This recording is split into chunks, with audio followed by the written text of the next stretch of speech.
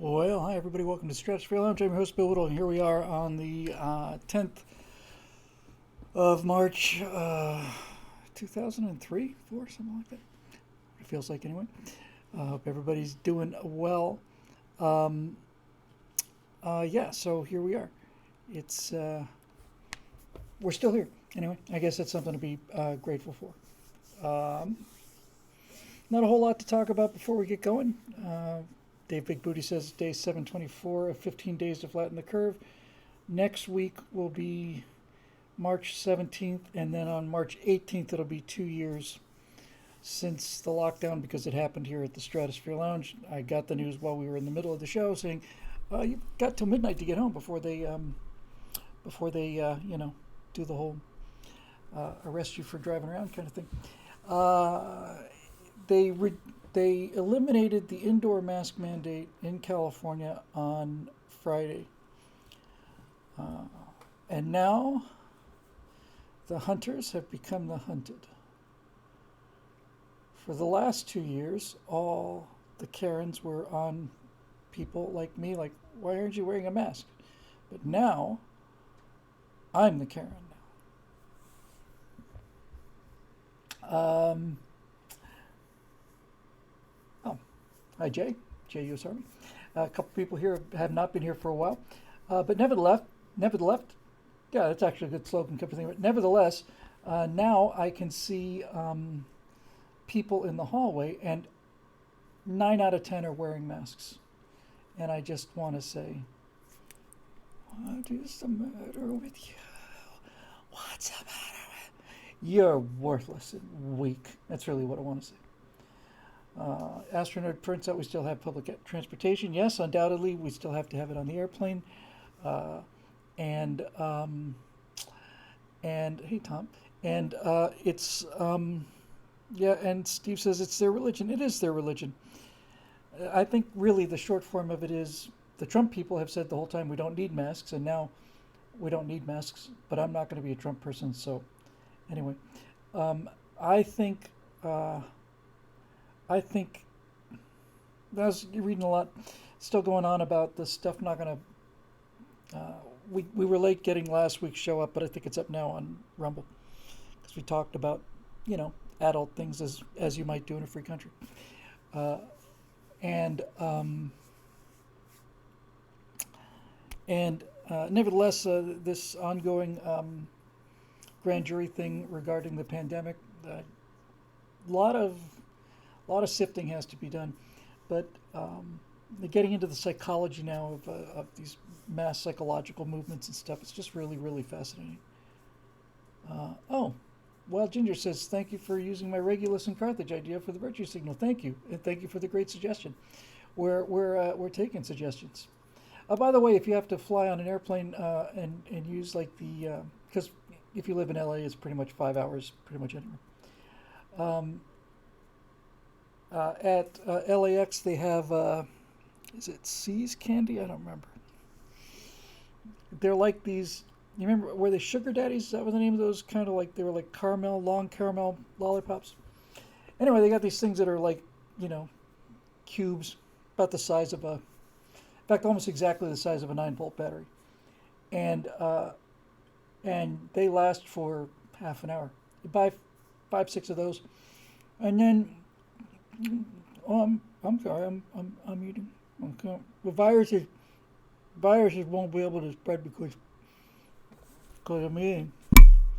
Um,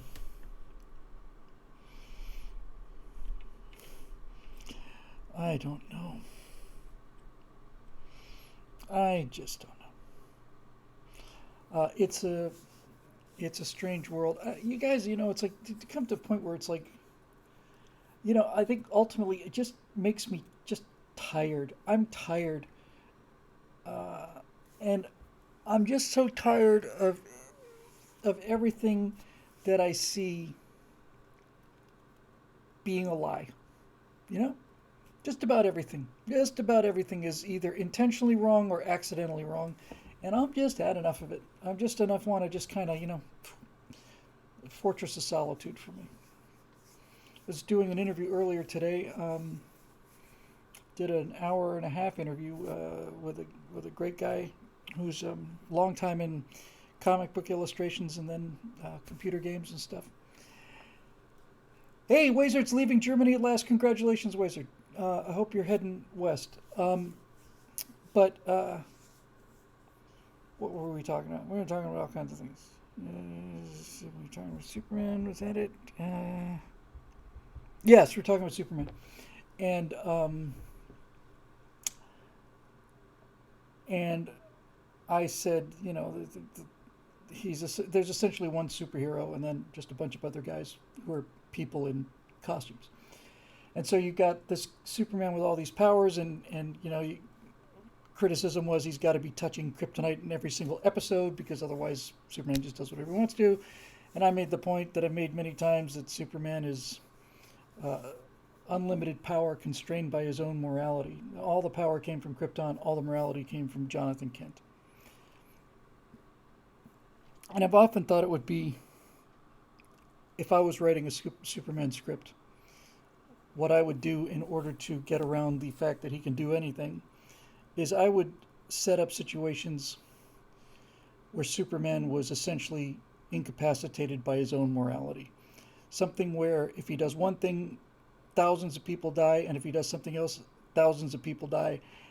And I would just put that on him, which led to an interesting discussion because fast as he may be, at any given time in the world, there are thousands of people dying, and there are hundreds of catastrophes a day.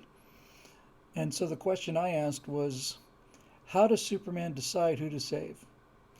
I mean, assuming he can be aware of all of them, because he seems to, must be super hearing, which probably get tedious after a while. But who does he decide to save? Is there a body threshold? Is it I will save the Americans first, and if I got some free time, The nice thing about a creation of a fictional universe is you don't have to worry about those things. You don't present that logical thing. But basically, he lives in the real world, and if he does live in the real world, then every single second, he has to be turning down hundreds of opportunities a day to save mass casualties.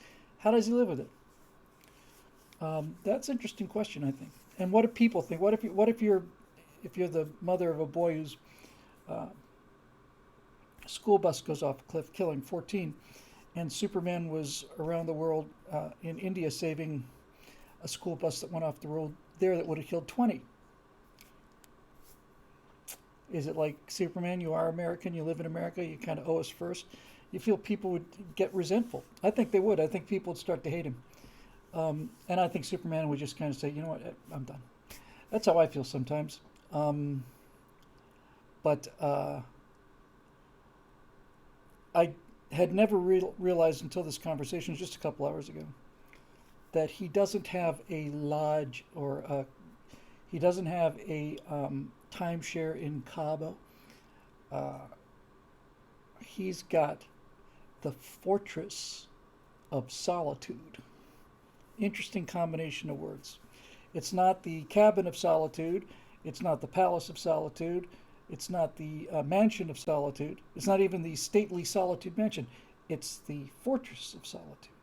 This is like Superman has to go someplace where he can just basically chill, and he doesn't have to worry about other people constantly knocking on the door saying, which led us to the discussion of the fact that, Superman's enemy is not Lex Luthor, it's entropy, right? Things wind down. If you don't do anything, you get a patch of weeds. A rose garden requires constant daily maintenance. Rust never sleeps, and you always have to mow the grass. And this is the thing. I think this would be really interesting to deal with as a writer, because we were talking about storytelling. I was thinking it'd be really interesting to do a story about Superman and how Superman copes with the fact that he can't do everything. How does he deal with that psychologically?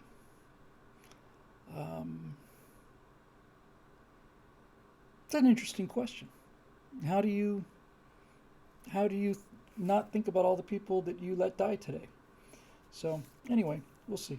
So people in the comment section are mentioning Batman. I haven't seen it, and no spoilers for me, but I've heard that it's just a very good detective story. Um, anyway, there's that. Helios1776 says, I can't imagine Pattinson being a physically intimidating presence. You know, I'll tell you what,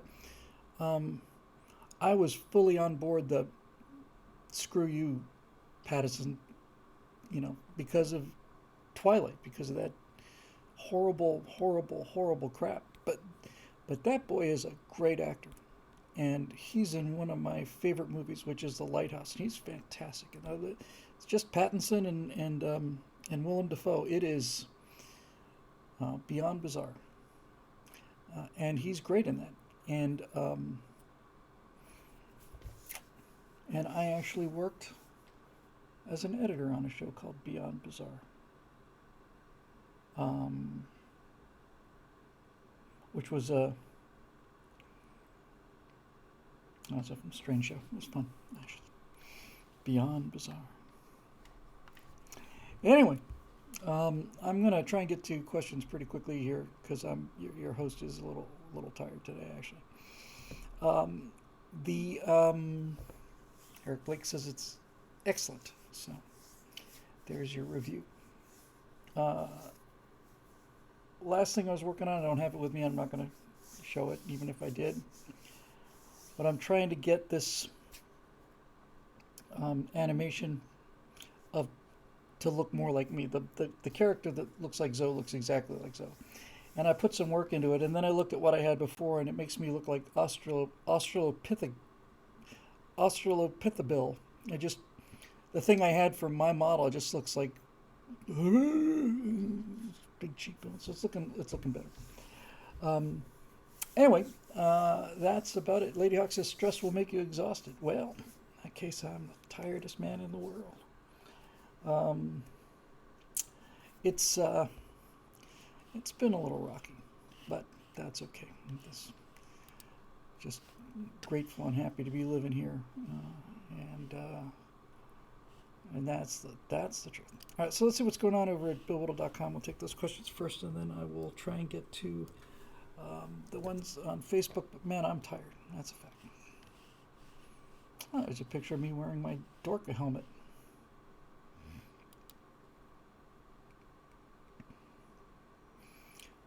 Checking in. Hang on. Everybody be cool. Everybody be cool. Members. Member forum. Stratosphere Lounge questions and more. 31022 Stratosphere Lounge questions, and now there's 2 of those. That's disturbing. All right. We'll do the older one first. Here we go. Steve McCormick. Steve H.P. McCormick. Hi, Steve. Hi, Bill. Long-time follower and fan. Thank you very much. I was thrilled you mentioned you would move to Idaho. I live here, but the warmth in other locations is quite nice. My question involves your opinion on civil aviation. Where is it headed? Improving, declining, staying the same? Seems to me that it is quite a time to be alive if you love building and engineering things, kit planes, for example. The barrier to entry is very small for a normal person to fab something up. Your thoughts? Steve M. from Boise. Thank you, Steve. I made a promise to certain people when I went to a certain smallish town, smallish city, I guess, in the northern part of an undisclosed state, that whenever I would refer to that place, I would just talk about how miserable it was and how the lake was just filled with hypodermic needles and sewage, raw sewage, just running through the streets, because they know I'm from California. But it sure is beautiful up there. I would love to, I think I would love to live there. But that's off the table on account of I married somebody from Siberia. So she wins on that one. It's funny how that works. I grew up in Bermuda, Florida, and California, and I love it when it's cold, and I cannot stand the heat. Heat in California is manageable. It's like standing behind a jet engine. It's 115 degrees outside and 12% humidity. But the Florida heat and humidity is brutal. But if we go, that's probably where we'll be going. Florida's state tax is 6%. I mean, that's not a huge advantage moving out of California at 9 or 10. Texas, 0. So there's that. But if we leave, it'll be, I have no doubt it'll be Florida because Natasha likes the South Florida beach scene. And I aim to please. I don't know if you're watching, honey, but and I love you very much. Airplanes. The thing of it is, Steve, I was big into the kit planes thing in the 80s and 90s because I couldn't afford to do anything other than buy kit planes magazines. And in the years since, I did a bunch of Sun and Funs in a row. I want to say around 2008 or 9 or something. And it seems to me now that there's actually less diversity out there than there was before. There was like a fairly big explosion after the sport pilot thing happened. The FAA changed some regulations not too long ago, 10 years at least now. It basically said that instead of a private pilot's license being kind of the lowest license, there was a sport pilot category which meant you could only fly in daytime and certain other restrictions, and sport planes had to be light, below a certain weight, and all the rest of it. And then you got to fly for, without having to meet the rigors of the private pilot test. And for a while there were a bunch of light sport aircraft. I don't know. I don't see the kind of variety I used to see, and I don't see nearly as many home builds. It was long easies and very easies forever, and then the RVs, the metal planes, they were everywhere. I think there's a revolution coming, only because, oh God, excuse me, never ever yawn in front of an audience. That's one thing they taught us in theater. If you yawn in front of an audience, the whole audience will start to yawn. I think there's going to be a revolution that comes along the lines of fly-by-wire systems, auto navigation. I'm almost positive it's the Cirrus jet. But there is, in fact, overhead on that jet, an actual big red, honest-to-God panic button. And if you push that button as a passenger, that jet will fly itself to the nearest airport, and then it will land itself. And I saw them do it. And that is, that's tremendous. That's just tremendous. Okay. That kind of thing. Everybody's. I constantly ask people, well, not constantly, but occasionally I'm asked, well, they got this flying car, And I just keep thinking everything that makes a good car makes a bad airplane, everything that makes a good airplane makes a bad car. Although Burt Rutan designed the bipod, which is a electrically powered flying car. And I didn't get to fly it, but I get to drive it around, which was kind of cool.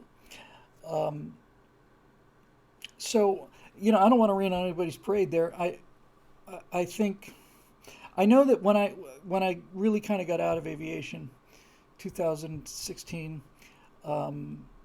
I had been watching the glass cockpit revolution in terms of navigation, highway in the sky, electronic, engine monitoring things, all that stuff. I think that's actually very, very cool.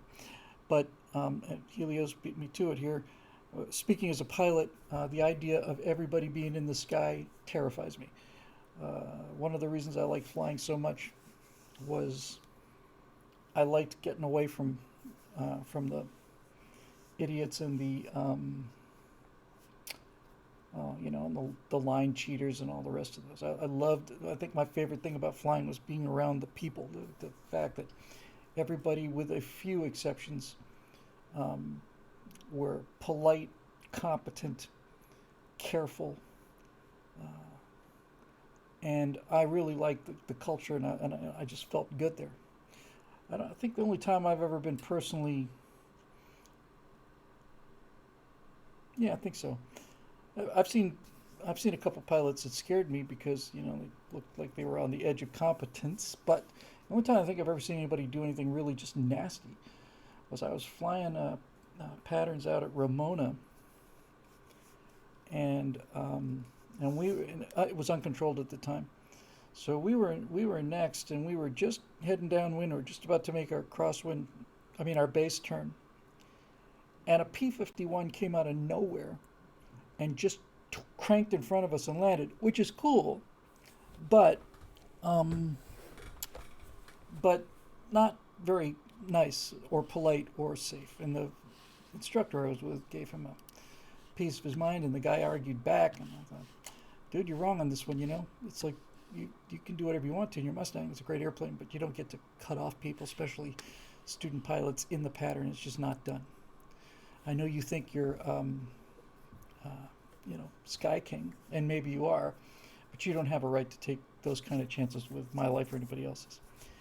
Eric Blake wants to know if I have ever ridden in a hot air balloon, and would I if I haven't already. I have not, and I have no desire to. Uh, I can't put my finger on it. Strangely enough, I just, the idea of a hot air balloon just seems exceedingly unsafe for me. Uh,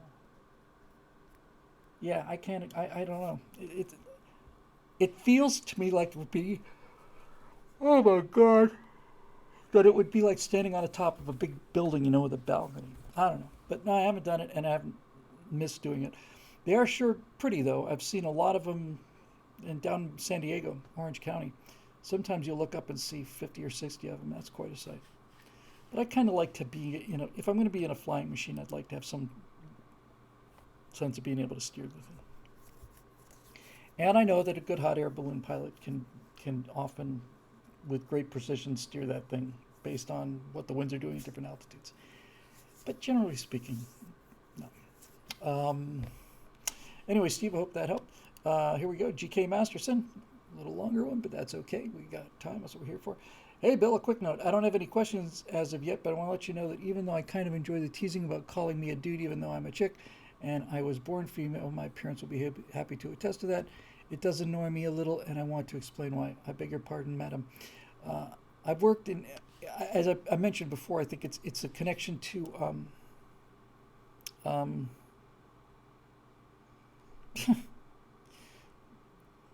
is it C.K. Chesterton? Who am I thinking of? Anyway, sorry. Let's see here.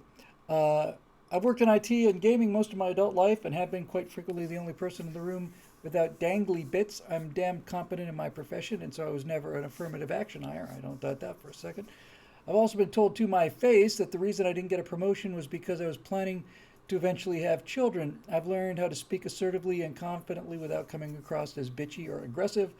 I'm proud that I can compete against men and can prove myself to be better than some of them in my chosen career. So, getting called a guy or having people assume that I'm a guy annoys me, because it's like telling me that a woman can't hack uh, can't hack it in my fields, and we all know that's bull. My brain is not connected to my uterus or ovaries or any more than your brain is connected to your testes. Well, you certainly have a solid background in computer design, and your anatomy knowledge is first rate. I know that you think my nick comes from G.K. Chesterton. I didn't think it came from there. It just locks itself into my head. Who's awesome, but who actually comes from my it actually comes from my gamer tag back when I was big in WoW, World of Warcraft, Geraldine, and my given name Kelly. So Geraldine Kelly, GK. How about that? Masterson was chosen because it would put me on the shelves near Martin and across from Sanderson in the fantasy shelves, which meant that I would have a higher chance of being picked up by random shoppers in physical bookstores. Well, that's brilliant. It really is. I'm still hoping to one day get good enough at writing to maybe get a deal with someone like Bain, but due to personal issues, I'm in the midst of a dry spell for original original fantasy writing, and mostly am known over at AO3 for my Doctor Who, World of Warcraft, and FFXIV fanfics. Final Fantasy 14, I guess. So, part of the reason why I'm always trying to get you to remember G.K. Masterson is a uterine American is because I'm proud of being a woman in a field where there are damn few of us who got in on merits. And also because, well, it's just kind of annoying to have someone assume something like that. Imagine that your name was Samuel instead of William and you went by Sam and people just assumed you were female all the time. Trust me, it would start to get on your nerves. So that's why I kick up a fuss when you call me a guy or refer to me as Mr. Masterson. Not that there's anything wrong with being a man. I love my favorite ex-husband. I love men. My favorite ex-husband is male. Hey, Raffy. Raff. I'm just not a dangler and would appreciate and would like to be appreciated for who and what I am, a woman who's working in cybersecurity and who's not the world's worst healer in FFXIG Savage rating. Thanks for all that you do, GK. Well, that's long overdue for me because I have to tell you, um, I have an astonishingly good memory for some things, and other times I think I've got some serious brain legion. I will be introduced to people at an event and I will shake their hand and I will not remember their name by the time I put the hand to the side. I don't know what it is. I think it's because I just kind of try to connect to them and I'm just not listening. Um, but certainly this one's got my attention, so I will make a major effort. And by the way, it's good to know that Geraldine and Kelly is there. Kelly, I just think Kelly's a cool name. I've always thought it was a cool name. So very sorry about that, GK, and I almost said I feel your pain, but obviously I didn't. I don't have any idea what you're going through in terms of that. It must be a tough battle. Um, kind of having to just sort of prove yourself like that. Not even prove yourself, just defend yourself is probably a better way of putting it. So, anyway, uh, not a bad post for a dame. Let's see what we got next here. Uh, Molly Crocker. Well, that's a name I haven't heard before. Hello, Molly. The very first podcast of The American Mind, February 21st, 2019, asks the question, what's the fundamental problem politics must solve? The answer lies in being a good shepherd. If the flock is shrinking and individual members aren't doing well, then those in charge are bad shepherds. Give a listen. It's a product of the Claremont Institute. I will do that, and there's, I think, a link there. Not really a question, obviously, but the one thing I've learned over the last 2 years, which was the starting from the lockdown and then with the election and everything, the thing I'm rapidly coming to believe is that it's not a good idea to depend on shepherds. We sheep are going to have to take care of ourselves here. The thing I seem to find going on everywhere, all around the world, is that the leaders of the countries that are the countries that they lead are at war with their own people. I had this conversation with Natasha many times during the last 13 days or whatever it's been, that the people are not the country, and that I only able to square that up after the sneak attack on November of 2020, and I kept thinking that the country's gone, and then I managed to find a way to grab myself every time I think that and say, no, the government's gone. It's not the same thing. In fact, oftentimes they are not only not the same thing, they're antithetical to each other. Um, so, oh, Art's Treasure said we don't remember other people's name because subconsciously we are focused on hearing our own name. We need to consciously affirm their name and associate it with something on the person to make the memory stick. Sales background. Well, you had me on waiting to hear my own name. That's when I knew that this must be true. Um, anyway, I really think, I mean, it's not a question, but I've lost my confidence in the shepherds. I'm getting down to really being a sheepdog kind of thing here. I don't know. I've said this before. I've said everything before. I should just, you know what? I've not only have I said everything before, but I've said this before more than I've ever said anything else before. Uh,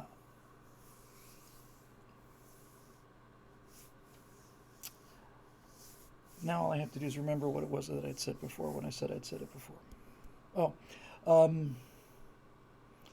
all of this is shocking and appalling, and it's shocking and appalling to my wife to see what's going on. You know, with Russia, it's shocking and appalling to me to watch the president of the United States see if he can find his way off of the podium and without falling and finish a sentence without going. Anyway, that's appalling. It's appalling for Australians to see their own government rounding up their people and sending them to concentration camps in the north of the country. It's appalling for Canadians to see this plastic mannequin that they elected panic at the first sign of genuine opposition and then just invoke these emergency powers to take away people's property, money, lives, all of it. All around the world. All around the world. It's appalling. And I've always been such a nationalist. You know, patriot's probably a better word. But I've always been like, I don't really much care what the rest of the world is doing. I just think America does most things better. And so that's kind of where my focus is. But every day that goes by, I become more and more and more reconfigured to thinking about this as a humanity problem, as an international problem. It's really uh, none of these politicians represent the people, and we've let this go on for 15, 20 years. And the thing that I've said before when I said it before back then, is that here's the thing about going to the doctor's office and having him tell you that you've got cancer. That's a bad day, but it's not as bad a day as it would have been if he hadn't told you that. Pithier version of this is when I said only thing worse than going down to your basement and finding your foundation's been eaten out by termites is not going down into your foundation and finding out that your basement's been eaten out by termites. If you get a diagnosis of cancer, that instant is when the fight starts. Is when the cancer now we're fighting back. I don't. I just keep. This just seems like things. The worst case scenario has been around for so long that it hasn't happened. It wasn't the ozone hole. It wasn't acid rain. It wasn't the bees. It wasn't It hasn't been global warming. It hasn't been nuclear war. It's just this horrible stuff just never really happened. And I think it's because and when I say it never really happened, I mean there's a Russian commander on a submarine at the Cuban Missile Crisis, and the U.S. is dropping test charges to get them to come up and realize that the Cuban Missile Crisis is over. They're getting ready to launch a nuclear torpedo. One guy says no. Dave Big Booty says nothing has gone right ever since Harambe was murdered. Amen. And then, in 87 or something, there's a Russian colonel who's looking at his radar screens and he sees these incoming American warheads. He's got a standing order launch on detection, and if he doesn't, he's going to get shot or sent to the gulag or whatever. And he doesn't. He doesn't launch on detection. He waits for confirmation. Turns out it was a software glitch. So there's strong sort of subterranean humanitarian forces at work that inhibit us from doing the really awful things, at least on a large scale.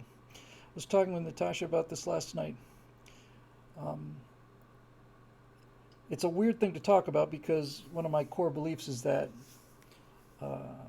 people are the same as they've ever been. We're made out of the same stuff. And all of the faults in the human condition cannot be wished away. You know, we're we're built like this, and it's not a bad deal. But with that said, uh, we were talking about it sounds so patchouli, but I think you can really say there's really no question that the sort of the level of consciousness or the level of conscience maybe for the entire species is rising. Things that were just commonplace a century ago, kicking dogs in the streets, tying tin cans to the tails of cats, setting animals on fire for the laughs, laughing when old people fell down the stairs, thinking that's funny, all that stuff. Um, and and and those things are just not acceptable anymore. I was kind of thinking when when I was thinking about the end game on Ukraine, it took me a day to get it edited. I've got the this week's Moving Back to America. It's called No Exit. It's about Putin's history, his power structure, and I don't think he's going to be around very much longer. That's my personal opinion. You can tell me what you think at the end of that. Um, but anyway, it's just all around the world. I'm getting that sense, like, and a lot of that's watching this grand jury thing because this investigation of the whole COVID thing from start to finish, it's really here's somebody from Austria, here's a Japanese researcher, here's a Canadian statistician, here's a German geneticist, here's an American MD. It's all around the world, and these people are experts, and they're all on the same page. It's like every one of them is saying we don't recognize this, and I think it's probably a smart play. I really do. I think it's a smart play to make it about that because it gets people out of their trenches. I'm certainly willing to concede something I never conceded before, and that was that I'm utterly convinced that large corporations that may be manufacturing Victrolas or whatever the case may be are fully aware of the fact that they've just plain put out a very defective product and people are paying a big price for it, and they knew it in advance and they did it for the money. I used to think that sort of thing was just no. No, people don't work that way, but turns out they do. So anyway, there you go. Moving down the list, Trevor Duell. Sorry, Trevor. Is it that there are just next to no conservatives in the arts, or are they just closeted? Yes. Is it just that the arts simply attract more liberal than conservative types? Also, yes. I know that when I was playing in orchestras and gigs before the Army, that's an interesting sentence, I kept pretty quiet about my politics. I would classify the vast majority of musicians that I played with as annoyingly liberal. 100% correct, Trevor. That's exactly my experience as well. There's something, and I can almost get to this. When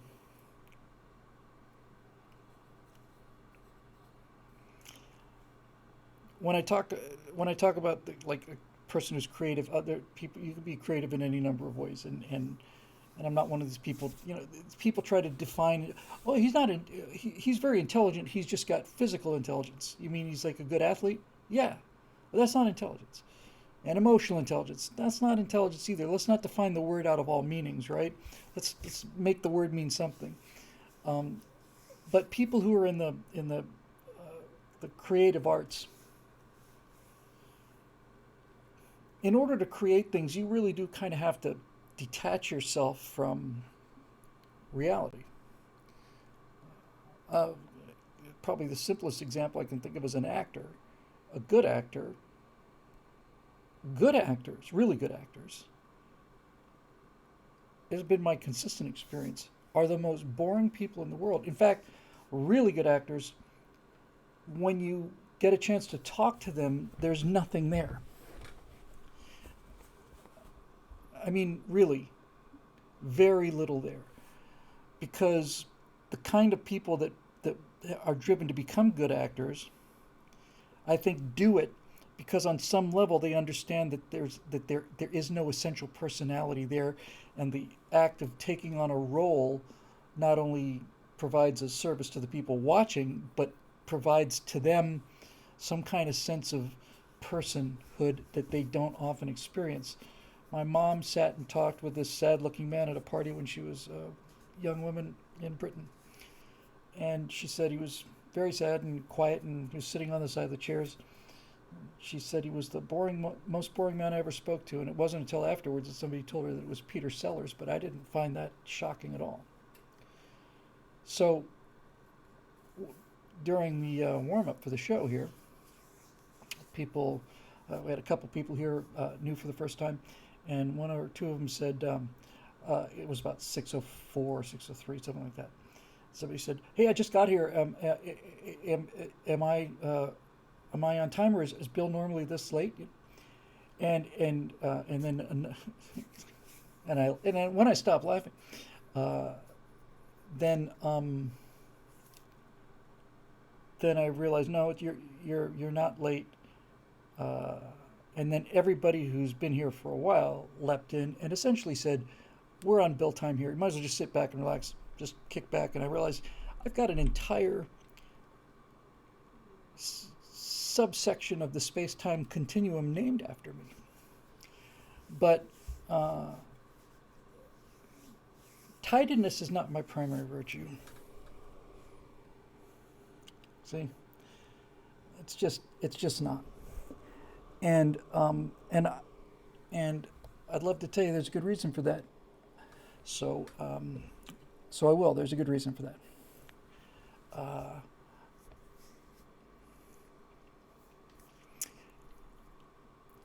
I take in an awful lot of, I'm speaking for myself because I think this applies to virtually all the arts. I take in an awful lot of data,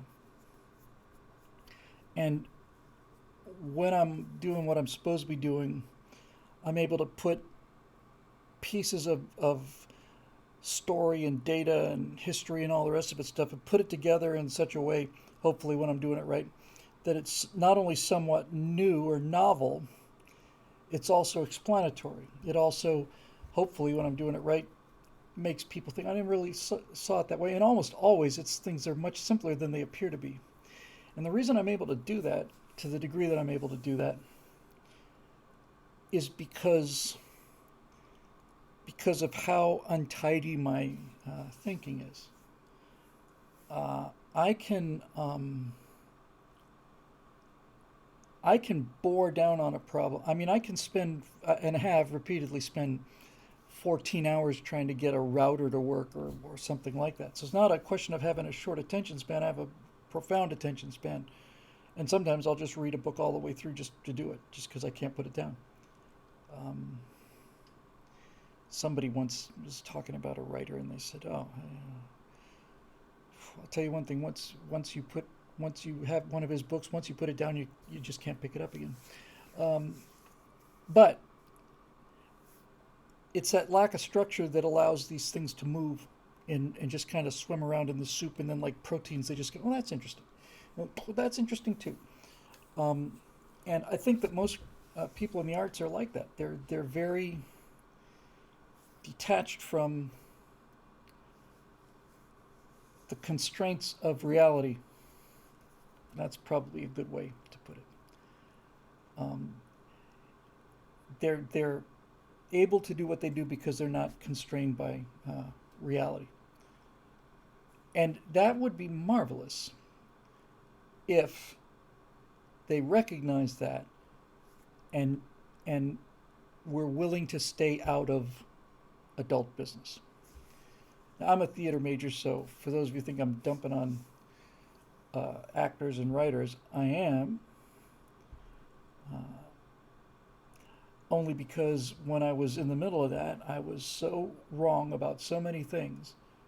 And I wish somebody had been able to sit me down and say, you either have to learn about the things you're talking about, or, and you don't have to do that, but otherwise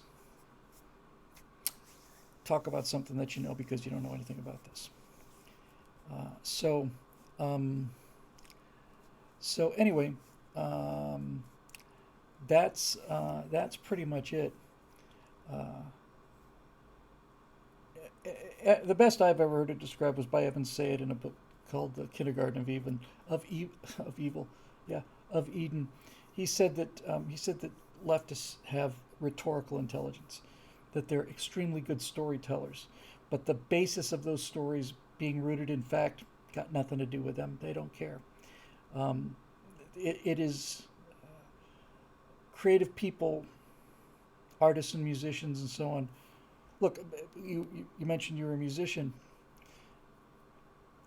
You can get somebody to learn how to saw a violin, but to be a good violin player, as an example, you have to feel the emotion of the music. You have to put your emotion into it, which means that people who are in the arts are emotion driven people.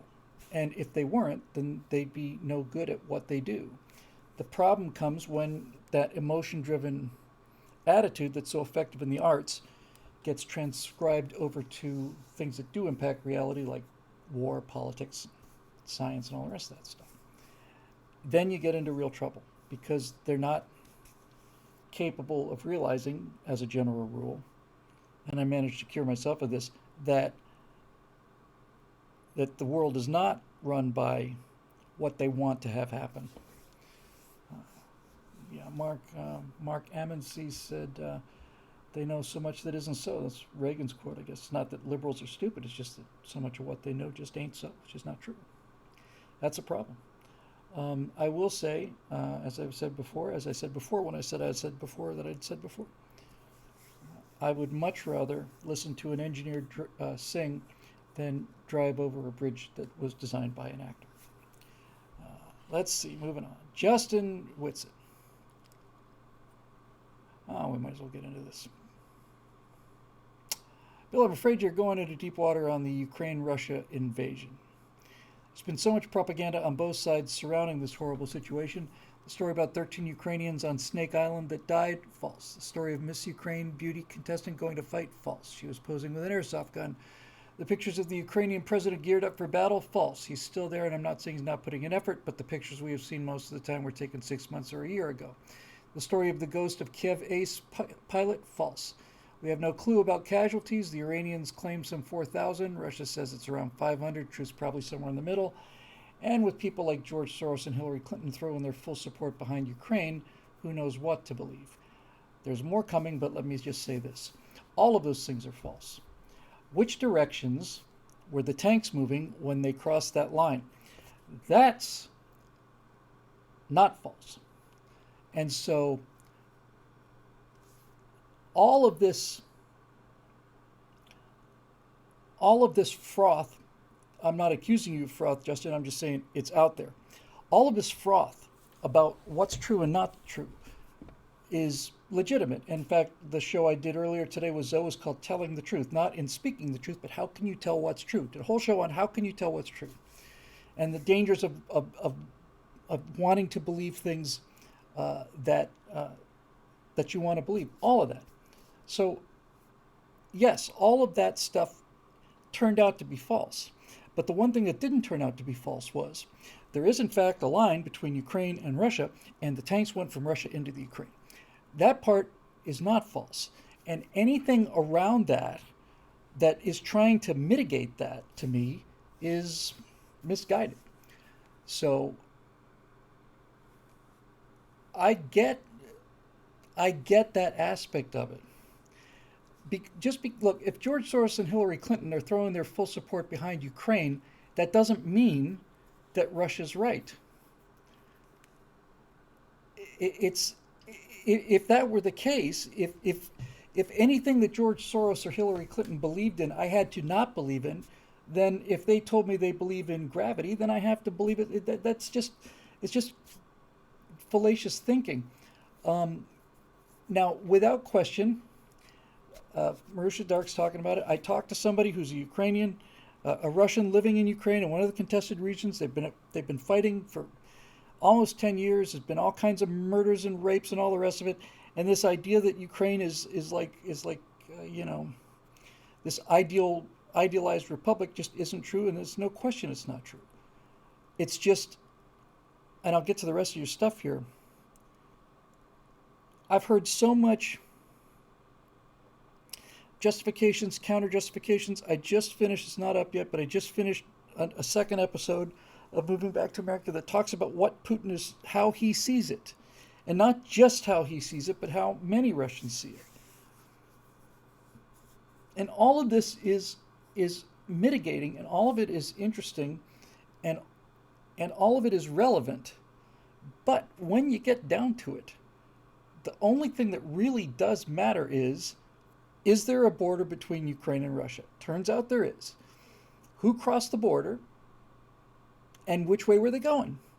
So do I have? So here's Helios.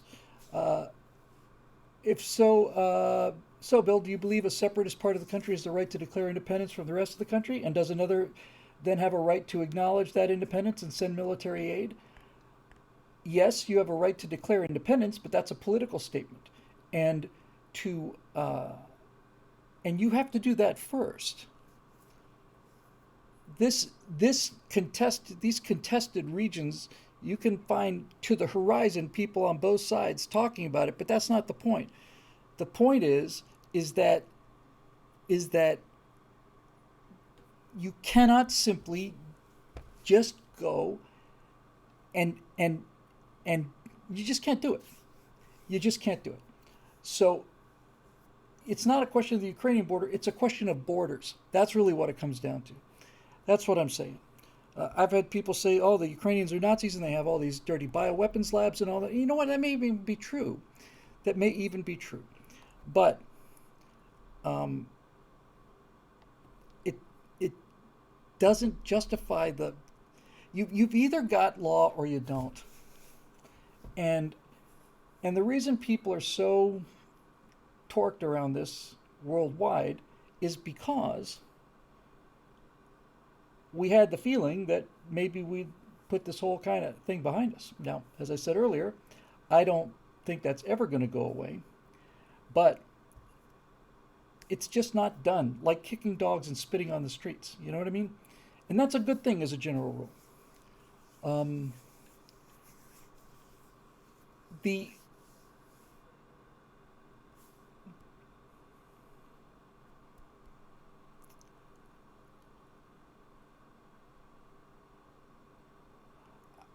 I'm just when I look at so many of the problems in the world, when I look at the way leftists think and so on, it seems to be that throughout the planet, the entire idea of cause and effect is just going away. That, okay, these two people are fighting and so they're both equally guilty. Well, who started it? You know, that's kind of what I'm kind of going with, is like, somebody did in fact start this, right? I mean, this like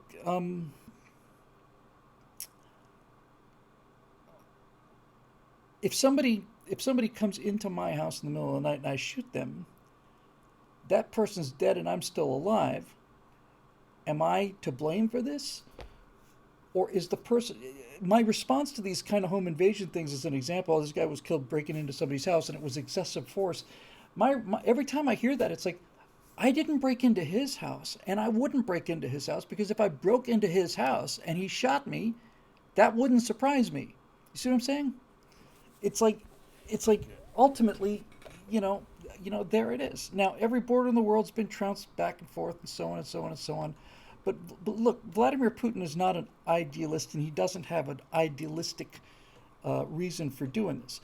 Vladimir Putin is a chimera. He's 50% kleptocracy gangster, and he's 50% KGB Russian Empire guy, and he uses the one to justify the other. And so he has a pretty warped perspective of things. He tried to join the KGB when he was 16.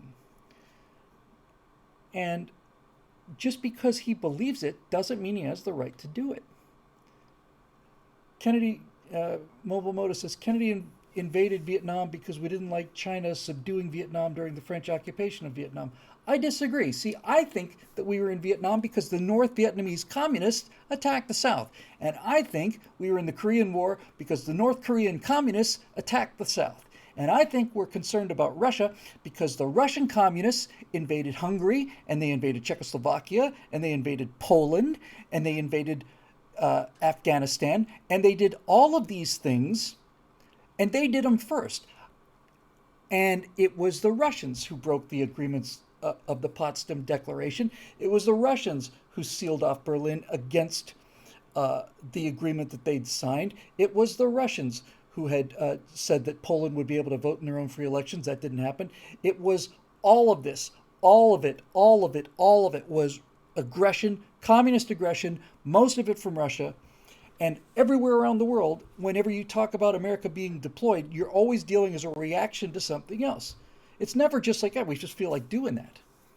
Dave Big Booty says it was the Soviets. Well, Dave, I'm married to a Russian. I know the Russian people very well. One of the first, in fact, I think the first conversation I had with my future wife was how much I admired the Russian people. So I don't feel like I have anything to prove in that regard, but I'll tell you something. There is something about the Russian psyche, and this is not a news flash.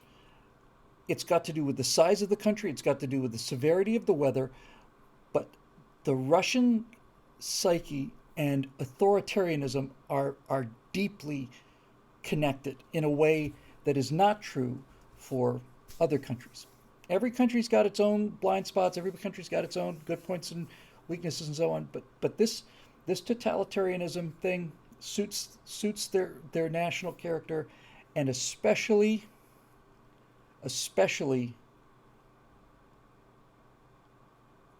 this sense of victimhood, this sense of we're surrounded and it's just us and in the West and this and cycle we're encircled. It's like you invaded all of these countries. We didn't do that. You're the ones who basically divided Europe along the line where the Red Army stopped. Now, we were allies in that war, and the second it was over, Stalin looks around and he says, I got 6-7 million people under arms. I got tens of thousands of tanks. The West isn't going to fight us. Everything that we are, here's our line of where our soldiers are. This is all ours now. That's Poland. That's parts of Austria. That's Bulgaria. All of it. All of it. So this business about, it doesn't, it's one side or another. You look at it both. No, you don't get to look at it both ways. You don't. People, broke college student Bill, what's your response to those that say the idea of communist containment was unnecessary, that the domino theory was false?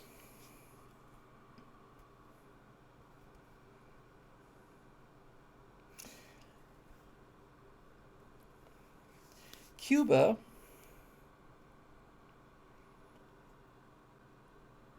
certainly in the early up until the early 2000s, there were Cubans who were essentially boiling stones for soup. Okay, these people are basically starving. They've got they've got they've got an island that is capable of producing a significant amount of wealth, and it didn't. And the reason it didn't was because a guy with a beard convinced those people that he's on their side. And when Fidel Castro died, he had $800 million in his personal bank account. $800 million in his personal bank account, and they're still driving 58 Studebakers in Havana today because that guy has decided that they're going to be playing by themselves. 900 million, I'm sorry. What's a few hundred million between communist comrades? That guy decided, no, we're just going to do this. We're going to have this ideology. There's no other way on planet Earth that Fidel Castro ends up with $900 million unless he's able to convince an entire nation that he's doing this for their own good. Right? It's all just,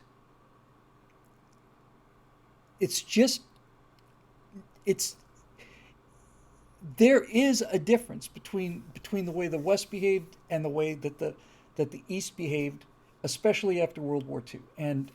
And to say that they're equal, or to say that it's the West's fault or it's the West that's aggression, it's just not true. It's just not. It's just not true. So let's look at the rest of this. The situation's horrible, and I feel for the Ukrainians and Russians alike, as do I. But I also think this is a massive distraction and will be used in an attempt to unify the U.S. to help mitigate the damage in the upcoming midterms. That's to say that we are responsible for what Vladimir Putin does. Either we set it up or we could have stopped it.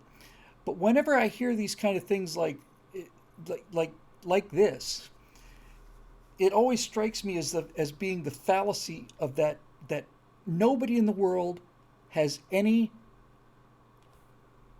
agenda or authority except for us.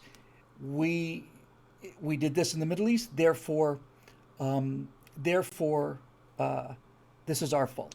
We did this over here, therefore this is our fault. This is our fault. It's all about us. All about us. No, Vladimir Putin doesn't need Vladimir Putin doesn't need the story of a distraction. That's not his motivation. It may be part of what was in his decision making, but Vladimir Putin's not in the Ukraine because he wants to distract Americans from the midterm elections, right? I mean, I just don't see how that works.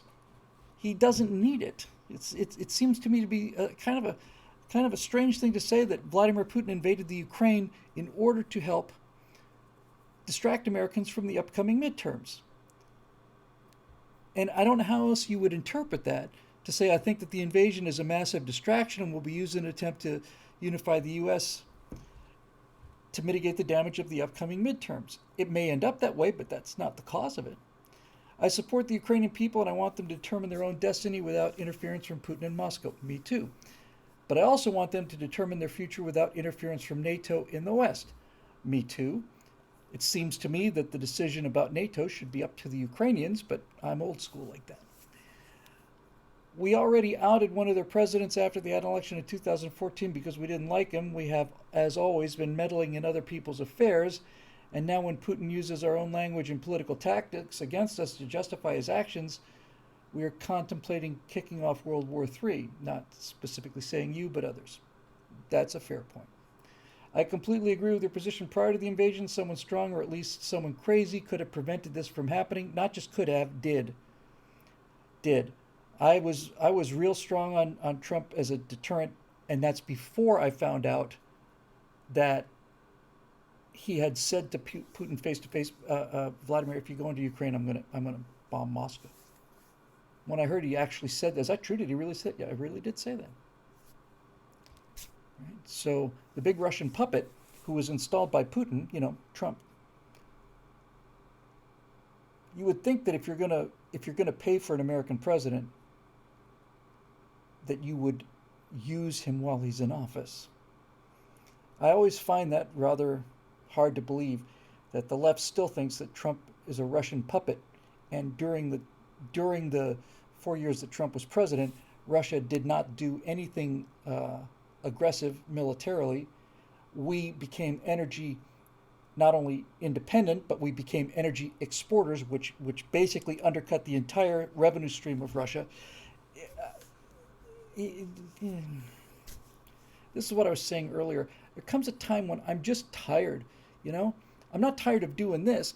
I'm not tired of the work. I'm just tired of being lied to. And the only thing worse than these liars for me is how many people believe this stuff. That's the thing that really takes the heart of me. It's all just, the world is inverted. All right, let's see what else we got here. Someone strong, or at least someone crazy, could have prevented this from happening. That's what the job of the United States is supposed to be. I believe that in my heart. Arsenal of democracy, I believe that stuff. I really do. I really do believe it. And people say, well, whose side should we be on? We should be on the side of the people who want freedom. It's not so hard. Honestly. That's it. That's the brand. The United States should not get involved beyond sending weapons and ammunition, and even that will probably come back to bite us in the ass that it has every other time we did it. There was a way that this could have been deterred, but it wasn't deterred. And Joe Biden said, we knew that these sanctions were not going to deter him, To which my silent reply was, well, Joe, at any point in this, did you ever give any consideration to something that would deter him? Did that ever cross your mind under any circumstances? He's coming out and saying, well, we knew this wasn't going to deter him. Well, then what do you think might have?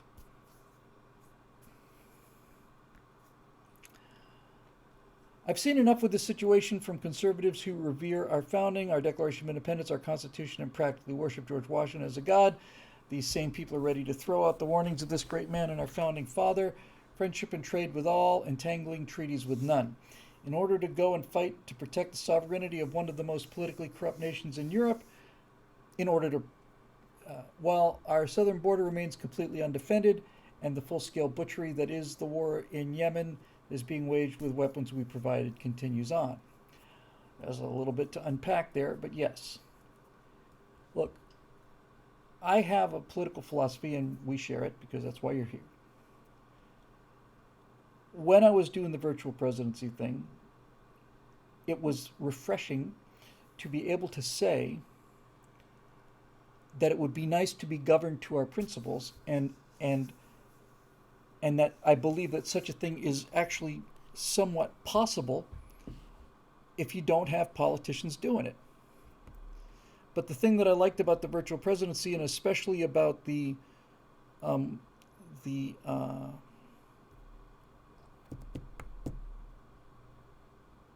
was it called? It wasn't What We Believe. It was the thing, the 12-part thing from Your Government. It was nice to be able to say this is what it would sound like if there was a politician who believed this stuff and acted accordingly. So we don't live in a perfect world, but in a perfect world, let me rephrase that, in a world that would be attainable, there would be consistency. Undeniable is when the Soviet Union broke up, Ukraine had a number of nuclear weapons, and Bill Clinton convinced them to turn them in exchange for an ironclad guarantee that America would back them in the event of Russian aggression. Now, you can say that that was a bad deal, and you can say that we maybe should not have made that deal, and I'd be perfectly willing to listen to that case and probably be inclined to agree with it, but that's not the point as far as I'm concerned. What I'm concerned about is we did make that agreement, and that means we have to live up to it. And this is the thing that makes me just so disgusted, is not even so much whether it's a smart promise or a stupid promise, it's the fact that we broke the promise. That's the thing I cannot face, the thing I cannot deal with. You can say, and you're probably right, that we shouldn't have been in Afghanistan in the first place, maybe, I don't know, but we were, and when we promised those people that we'd take care of them, and they're climbing on a C-17 and falling thousands of feet to their death because we went back on our word, that is disgraceful. Disgraceful. So this is the thing that has me on this Ukrainian side so strongly. Because if we hadn't done that, if Bill Clinton hadn't gone over there and talked them into giving up their nuclear weapons in exchange for an ironclad promise, Mobile Moto says it wasn't Clinton's promise to make, was it ratified by Congress? I don't know, but now we're into, was Bill Clinton a good president? No. Did he use extra constitutional authority? Yes. Does everybody? Yes. Did Donald Trump? Yes. Executive orders for this and that? There's no such thing. There's no such thing. I am a complete purist when it comes to this. The president has the responsibility to manage the war, but the declaration of war comes from Congress. And if we are going to go out and shoot people, then we have to have a declaration of war from the United States Congress. That means that the people of the United States approve of this. And that's why the system was supposed to work the way that it did. And again and again and again and again and again and again and again, we find things that work absolutely perfectly, not only in theory, but in practice, but they get to be inconvenient. And so we just do an end run around them. So it's a strange thing to be able to say that I am a realist when it comes to human nature, but I nevertheless am fighting for idealistic reasons, because I think this I think this system of governance is as good as it gets for this particular species of hominid. I really do. When it's performing according to the instruction manual. So to me that means you live up to your obligations. It means that you do things like Washington said. We don't need to get involved with all that other stuff. But it also means that we don't get to be as naive as we want to be and think that just because we want to retreat into Fortress America that bad things will not come after us or follow us or happen to people who are friends of ours or allies of ours or just innocent people. I'll tell you something. I really will. I really think if this whole idea of alternate futures, I'm not saying this was a real alternate future, but looking at history, right? It's going to generate a lot of heat, and I know it is, and I don't care. The North Koreans invaded South Korea. They did it with the approval of the Kremlin, and they did it with Stalin's understanding that this would be a problem for America, and America was a problem for Stalin's desire to run all of Europe and eventually the world. I think history went off the rails. If I had to pick when history went off the rails, I'll just tell you. I think MacArthur was absolutely right. I think we should have nuked the Chinese the second they came across the border in the Korean War. I think we should have nuked them out in the middle of the wasteland, and it would have been an entirely military operation, no civilian targets at all, just a troop concentration out there. We should have done it because we didn't start that war, but we meant to finish it. And if we had done that, then Vietnam would never have happened. And if Vietnam had never happened, then all the rest of this stuff wouldn't have happened. If we had actually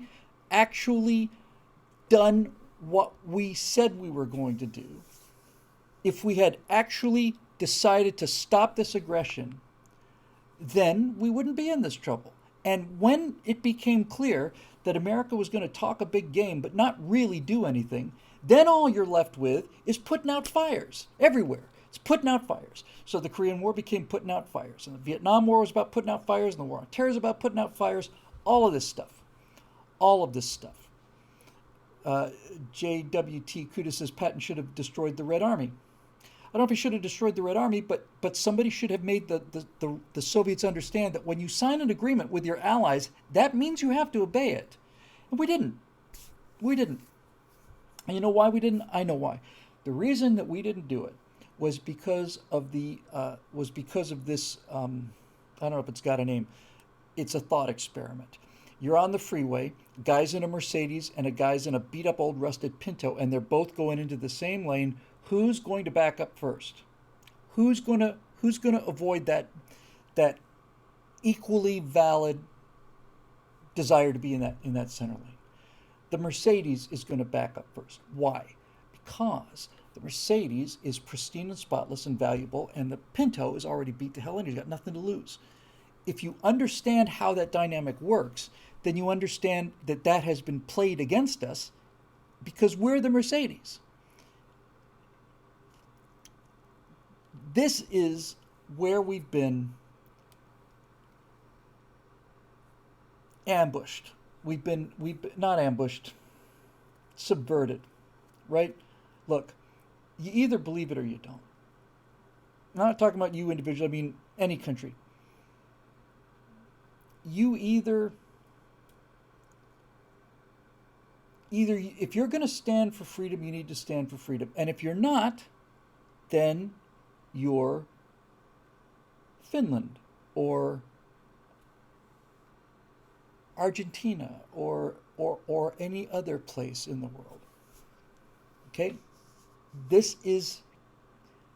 I'm not saying that we should be sending people to Ukraine. I'm not saying we should have been sending people to Vietnam. I'm not saying that. What I'm saying is if we had lived up to what we said we did, we wouldn't have to be doing all these things. And people say, well, you wanted a war, you wanted to put troops in Ukraine and blah, blah, blah, on the border, you wanted a war. No, I wanted to put troops in the border of Ukraine to prevent the war, you see? And does this work? It does work. How do we know? Because Korea has the most heavily armed border, and there are U.S. troops, and they've been there for 70 years now. And there has not been an attack into South Korea because even these lunatics in North Korea know that if they do that, they're going to have to kill Americans, and that means that they're going to have to deal with the big dog, and that's why South Korea is still free. Seoul is within artillery range of the border, and if there were not American troops there, then Seoul would be as scenic at nighttime as Pyongyang. So this is it. This is it. My big view on things, Ukraine and all the rest of the stuff, is a subset of a much larger view of mine, and that is that despite the fact that we're made out of the same material, the United States has behaved, at least up through the end of World War II, before the Korean War, has behaved as well as any nation could, and especially as well as any great nation could. And by great, I mean a nation that's involved with the world, not just Switzerland. Right? And the proof is, after this horrendous war that was just an existential fight to the death, after we'd beaten Germany and Japan, we gave them money and we helped them on their feet. And while we were doing that, our enormous army and navy, we had 33 aircraft carriers at the end of the war. 33. We had fleets of B-29s. We had as many atomic bombs as we wanted to make. Could have been anywhere, done anything we wanted to, and we didn't. Not only did we help our enemies up, we disarmed in the biggest disarmament in the history of the world. That is a statement of a country's moral character. And that's why the left has been trying to destroy this country from the inside, because they know they can't destroy it from the outside. So, once you start eroding away that moral base, then you start saying things like, well, yeah, we did say that, but that was then and this is now. And once you get to that place, then all of the power that you gain from being a force for freedom and human dignity and the value of human life, when you throw away that moral authority by behaving contrary to your own values, then the secret sauce is gone. The magic's gone. And it's been going on like this for a long time. And there's so much damage done now that you would have to keep every bargain you ever made for a century before people started trusting us again. And a lot of people say, well, why do we even care about that? Well, because America, people say, well, why do we have to be the world's policeman? And my answer is not that we don't have to be the world's policeman. My answer is yes, we do. And the reason that we have to do that is because we are a trading nation. We are a trading nation that doesn't have any desire for anybody else's territory. Unlike Russia, unlike China, which are self-centered with land armies and trying to be self-contained, we are dealers. And that means we have to be able to travel the world and sell things to people, because we're not forcing them to buy it. They want to buy it. Everybody wins. If I make a good spear and you make a good basket and we trade them, everybody goes up, right?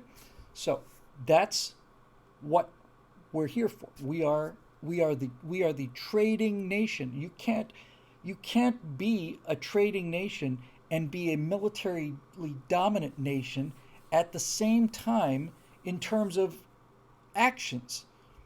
The whole purpose of American armament and defense has been to protect the peace. And this idea that if we were to just leave, that then everything would be hunky-dory is to invite it.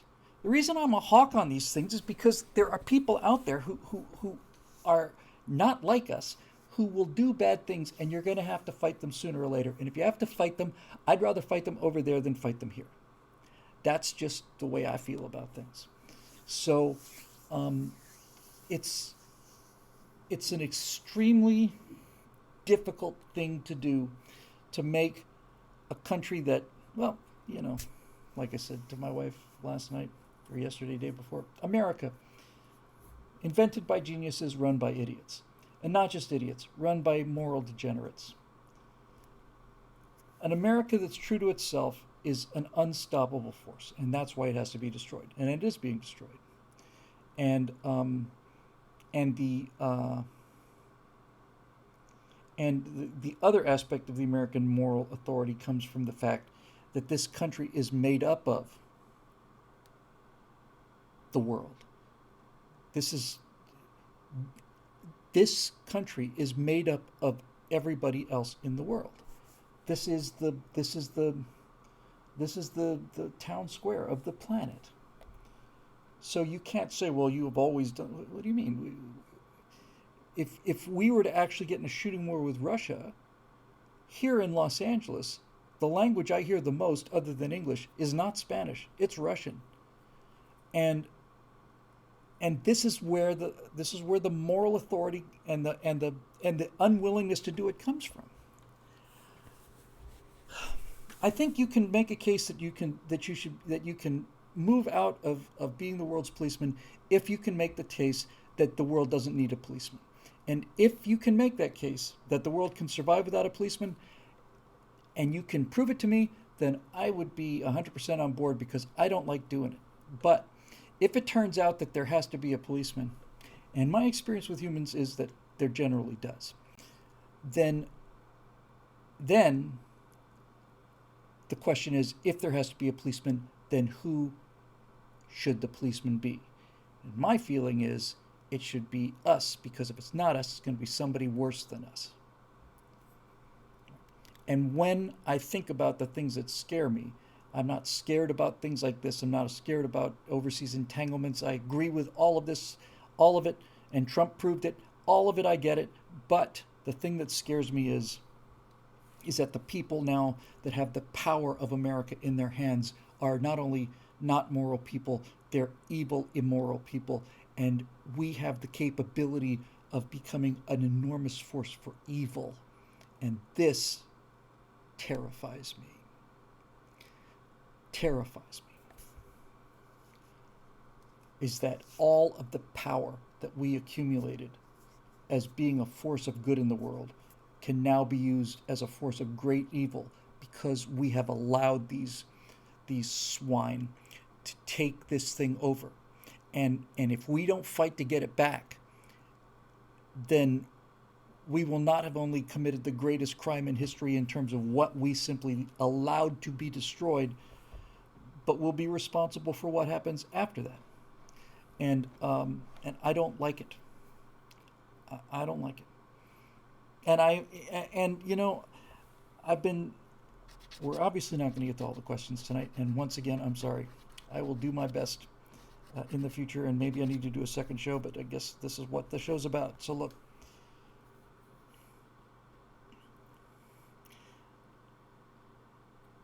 I think about how I want to wrap this up here.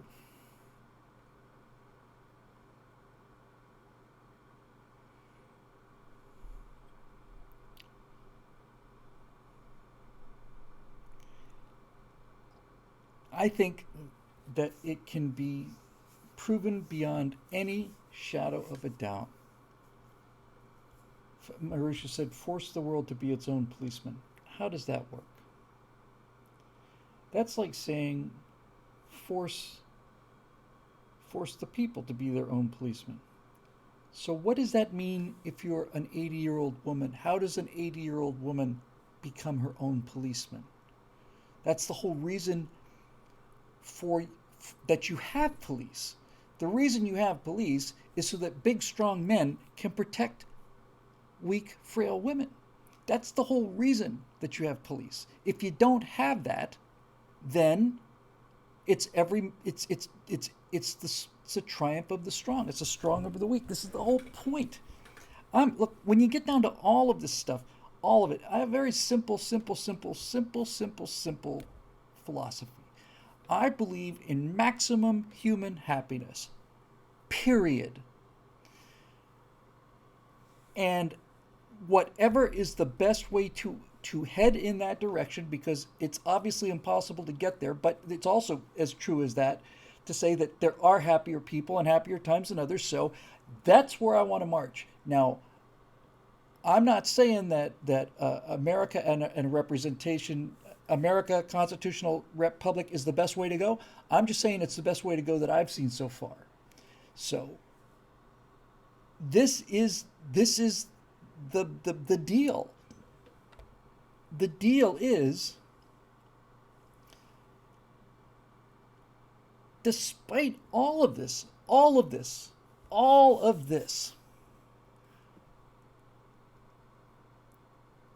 people still want to come here. The American dream still means something. It's being it's being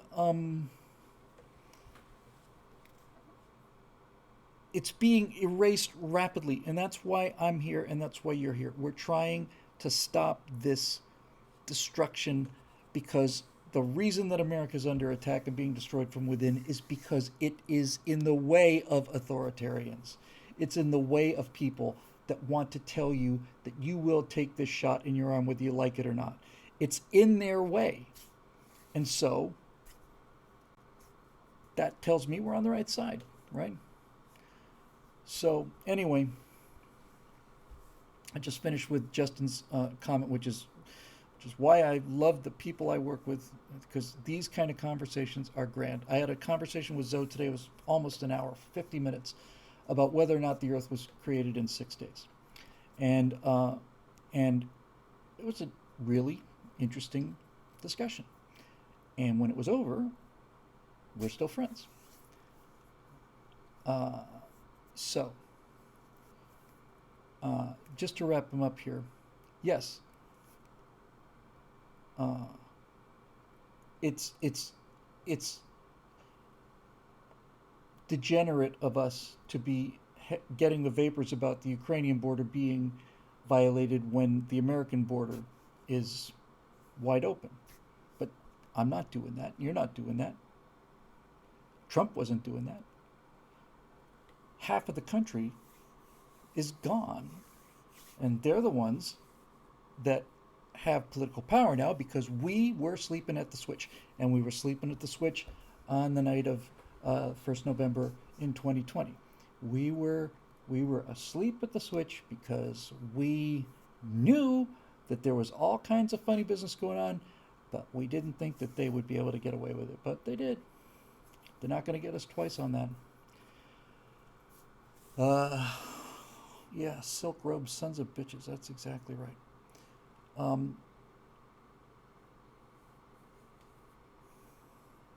Okay, I will do that. So anyway, to wrap all this up, Justin, yes, all of your points are true, and I'm not saying that in a dismissive way. It pains me that all of your points are true, and once again, you're stuck with this. This is the Earth. This is the planet that we live on. This is how reality is built. Sometimes it's not like this is a good choice and that's a bad choice. Virtually all of the time with this kind of thing, it's like this is a bad choice and this is a worse choice. And so when you ask people to defend something, I'm not defending it. I'm not defending the government of Ukraine. I'm not defending all of the corruption. I'm not defending any of that stuff, saying they're great. I'm just saying that they are a less bad option than what's going on the other side. That seems very clear to me, just based on which direction the gun barrels are pointed when they cross the line. So anyway, he wraps up by saying, I pray for the people of Ukraine and Russia alike, as do I, and as do all people of goodwill. And as far as I'm concerned, both their governments can burn. Yes, and I'll add something to that, by the way. Not only can the Ukrainian government burn and the Russian government burn, but I am well past the point now when I think the U.S. government can burn too. I really mean it.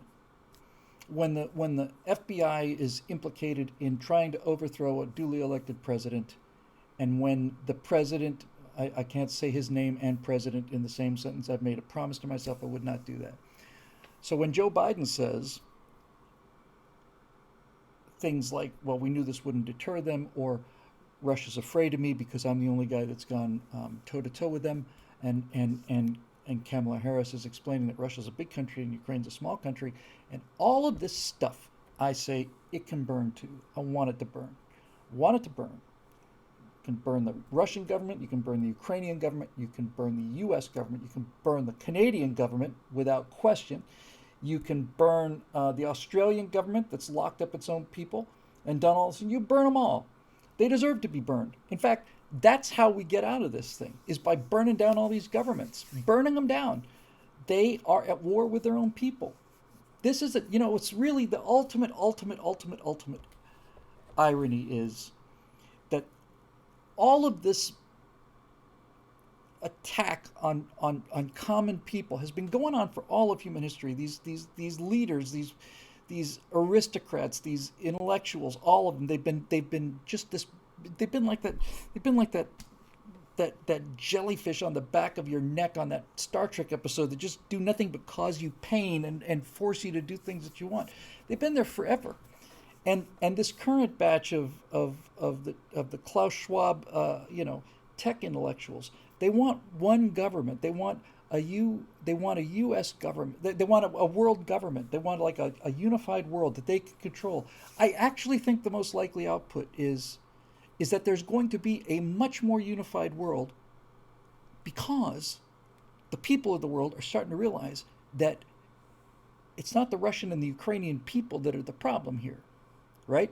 And it's not the American people that are the problem here. It's not the people.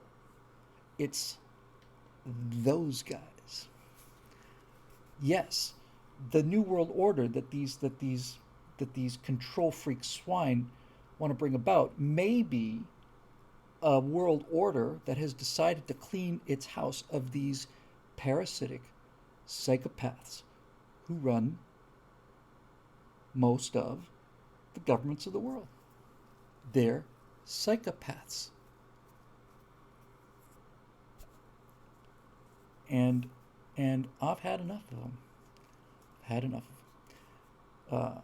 Justin closes with, P.S. Bill, none of this means I'm unsubscribing or removing my support. Just that sentence alone means the world to me, Justin, because it is impossible for me to do this job.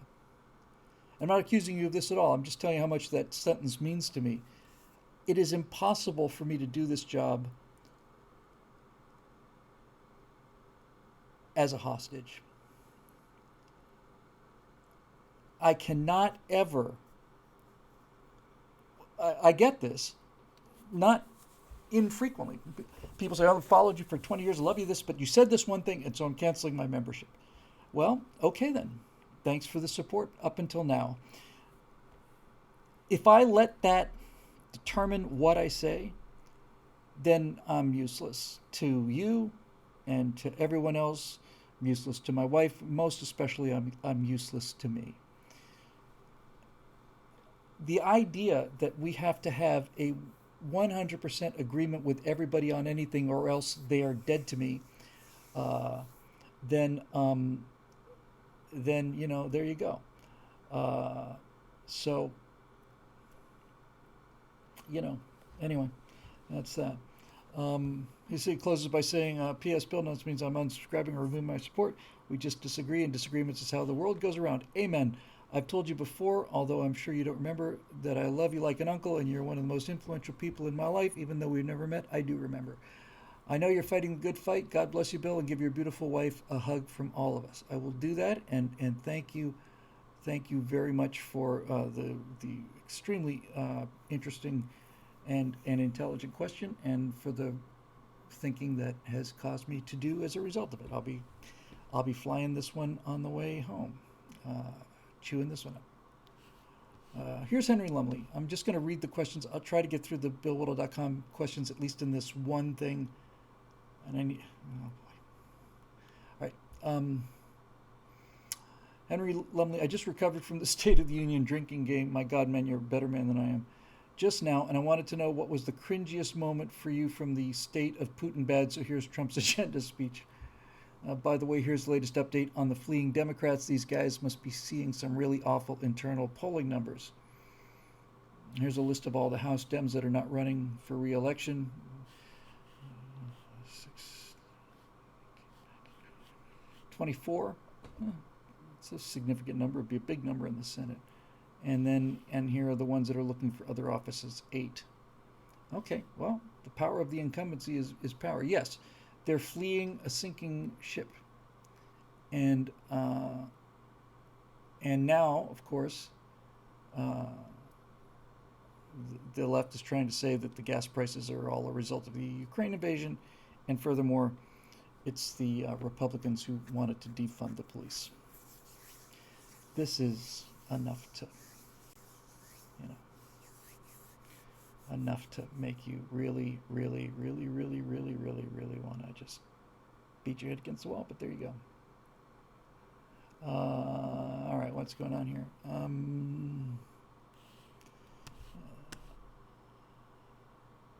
Okay, it's getting a little hotter in the comment section than I would like, to be honest with you. Try to see what started all this stuff. Anyway, here we all are. We don't have to agree on everything. We don't have to agree on anything. This is how you learn things. Chris Taylor, long-time supporter from the Declaration to Entertainment days with a long-time unanswered question. Bill, are you a turtle? I like turtles.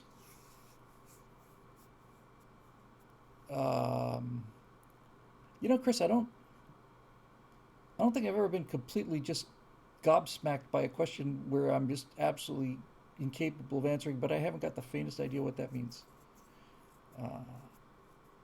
No, at least not the last time I checked. I'm not, unless turtles are something else, because Lael SAOC says, "You bet your sweet ass I am." Let's see. I don't know what it means. I don't know. And some of the suggestions here are ones that I don't want to know. So I'm just going to leave that alone and say I agree with both the turtle and the anti-turtle position. I'm agnostic when it comes to turtles. Okay. Here we go. Eduardo Enrique. Okay, greetings, Bill. Wazard13 here, and maybe it's just me returning to Europe, but I feel like things are not getting better at all. Now I'm on increasing pressure from even my family to take the next booster shot, despite having had the virus after the second shot, proving it's absolutely useless, and even being naturally immune since February. Let me just stop you there. Why would your family be pressuring you to do that? And for God's sake, don't listen to them. Of all the things that are the prima facie stand on its own evidence that this whole COVID reaction has not been about COVID, the number one salient point is this insistence on people with natural immunity to get vaccinated. That is the reddest of the red flags in the entire parade. Eric Blake says define pressuring. We all know what that means. It's like, what are you, anti-science? Are you one of the? You're not one of those Trump people, are you? You're not a science denier. He says his German family, and so on and so on and so on. Yes, you can certainly be pressured, and there's no question. And by the way, social proof, peer pressure is the most important actor on. It's the most powerful psychological lever that there is. So resisting peer pressure is about the toughest thing you can do morally. Wizard says can't get an ice cream without a vax pass.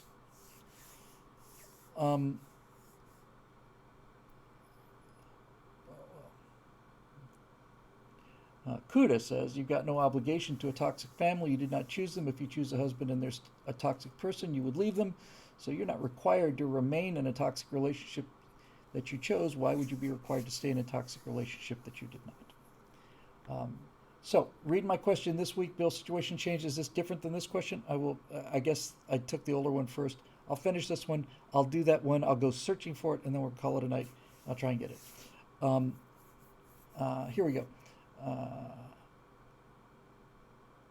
how did the Nuremberg Accords? How is it that how did the Nuremberg Accords were forgotten easily? Is the point I post today. I've been listening to these because I've been following this grand jury thing. The Nuremberg Accords, my understanding of it is, which is imperfect, and is basically triangulated. But my understanding of it is that these accords came as a result of what the Nazis did with medical experimentation, and that basically the Nuremberg Accords are very clear that if you are in any way producing a medical substance that causes harm, you are ethically required to stop. And another thing that's in the Nuremberg laws is the idea of informed consent. If you're going to inject people with something, and they say yes, well, first of all, they have to say yes. If they say no, then forcing them to take an injection that they don't want to take is Nazi. That's Mengele. That's it. That's as bad as it gets. Medical murder. So if you say yes, you have to say yes. And in order for you to say yes, ethically, you have to be informed. That means you have to be apprised of the risk, and that is not happening right now in the world. No one is aware of the risk of these things. Any attempt to make people aware of the risks results in you being banned. This is a slam dunk case. It's a slam dunk RICO case of violations of laws that were put in place to prevent the greatest horror in at least in modern memory, and we're seeing it happen right in front of our eyes, and not just in one place. The thing that's the most shocking about this is not how bold it is, it's how widespread and bold it is. That's astonishing. That's a sign of how bad things, not how bad, that's not how I want to put it. That's a sign of how deeply asleep we've been, to wake up and find, what now? Really? Shelby says Fauci needs to go to jail. Fauci needs more than that. But let me just finish this.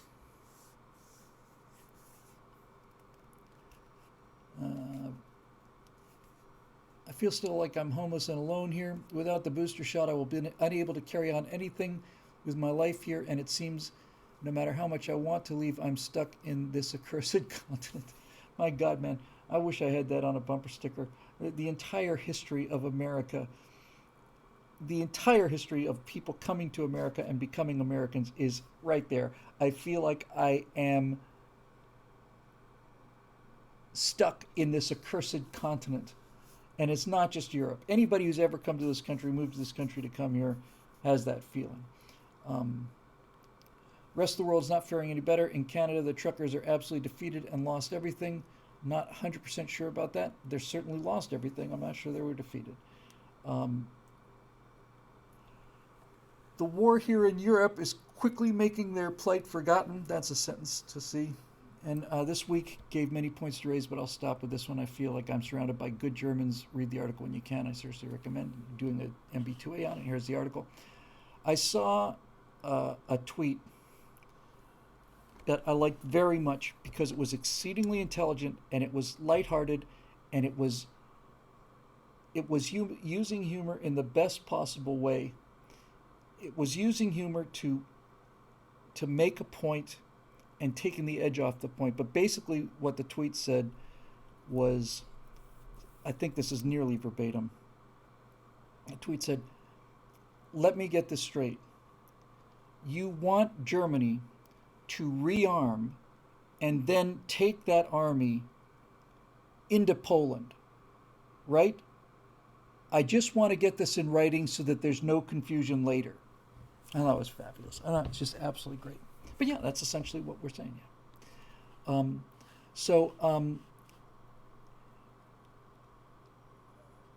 right, so I'll take a look at that article.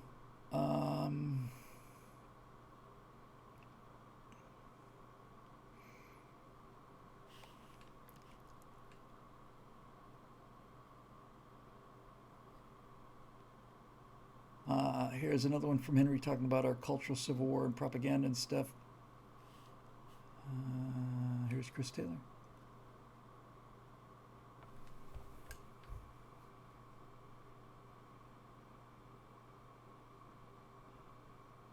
All right, well, this one I'll read because it sounds like somebody's a little upset with us.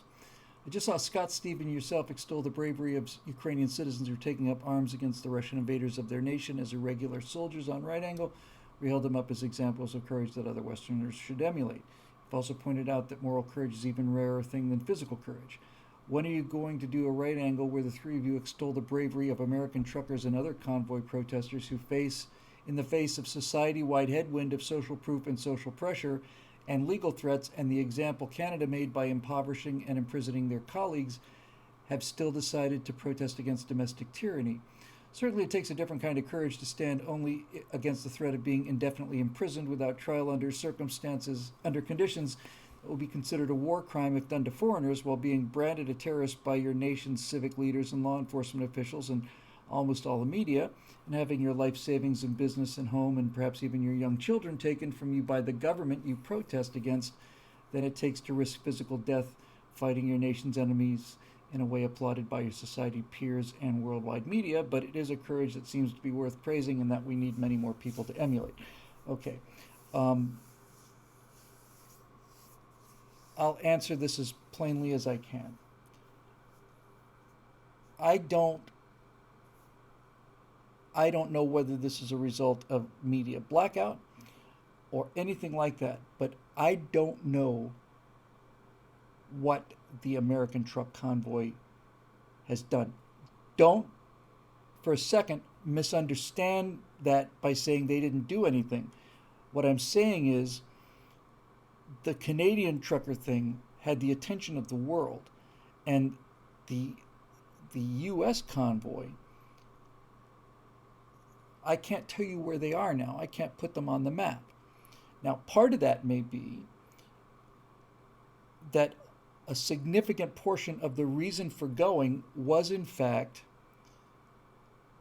disarmed when they lifted most of these restrictions. And they lifted most of these restrictions, I think, directly as a result of what the Canadians have been doing. Mobile Moto says no media blackout, no question. The fact that I don't know where these truckers are telling me that our news media doesn't want me to know where they are. D85 says, I will say as a Canadian that the Freedom Convoy saved the Canadian flag. Amen. I agree. Look, everything I do philosophically, at least very clearly internally, and Lady Hawk says, I'm very proud of our truckers. I'm proud of our truckers too. And you know what? I'm proud of our truckers when they're not protesting. I think that the common people, not only where the virtue is, but where everything that's good in the world comes from regular people like truckers, and that intellectuals like college professors, now entertainers, provide a function, and if college professors educated people, they'd provide a function too. But honestly, I think the truckers are heroes on a daily basis. Let me not say heroes just because I don't want to devalue that word. They're the backbone of this country, right? I've done a lot of long distance driving in my life. Nothing like a trucker, but enough to know what it's like to be in the middle of West Texas, 3 o'clock in the morning on Interstate 10, 3.5 hours to go before you got to where you say you're going to go. I've seen those guys on the road, and I'm not saying this to win points, but I'm just saying this to know, so that you know, that when I'm on the road at night with truckers, I know that when I pass them, I put on my turn signal. And when I'm far enough ahead of them for them to be comfortable, they flash their lights. And when I move into my lane, I turn off my turn signal and I pop the emergency flashers, ding, ding, ding, to let them know that I'm grateful that they know, and we all get along just great. This disdain and this disparagement and this condescension towards working people is what is the problem.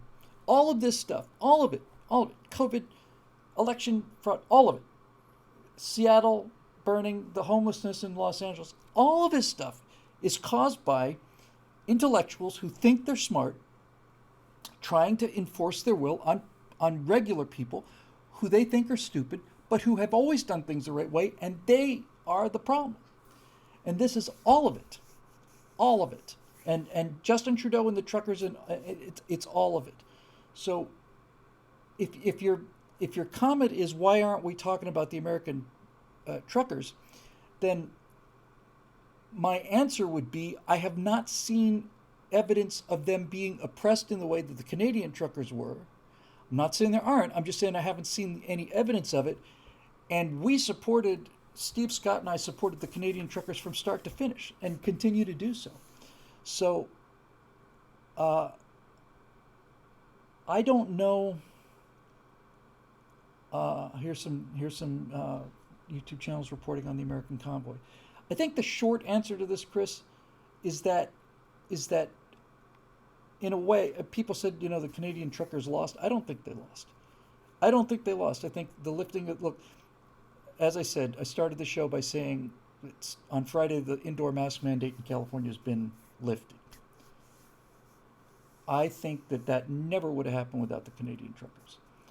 And I just think they got there first. And I think that the Canadian truckers scared the elites badly, not just because of the threat that they posed to their power structure, but the fact that their reaction to it was so unmasking, was so illuminating that these nice, pretty prime ministers are closet fascists and cowards. All of that stuff made them think that, I think we probably need to put a chill on this. So if you feel like we're undercovering the American trucker convoy, there's no question that we're undercovering it, because I haven't seen anything that is, what's the word I'm looking for?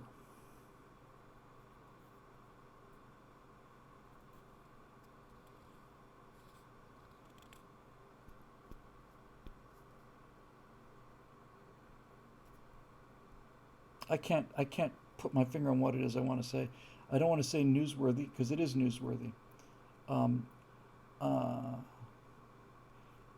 A number of people in the comments here just recently have said Mike Rowe for president. In my opinion, I've had a chance to talk to him in private. I met him and started talking with him over 10 years ago.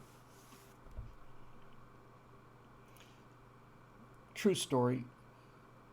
We were in a room with maybe 30 people in it for an organization that may or may not have existed for conservatives in Hollywood. And we were going around the table, and Mike Rowe was making his first appearance there, and one of his only ones, because he doesn't live in town. And he was saying this and this and talking about himself, and everybody knew him and everybody worshipped him. I was a huge fan of his. And he said, and then, I don't know if you guys saw this. He said, but somebody did something about, if you took all the money from rich people, how far it would go. I don't know if you guys seen that. I said, it's really good. And I said, is it called Eat the Rich? And he said, yeah, that's it, Eat the Rich. And I said, that was me. He said, you did that. I said, as a matter of fact, I did, yes. I did. I tell that story only because I am so proud to know Mike Rowe. And when we did his podcast, and he said this was the most fun show we've done, I just got all squishy.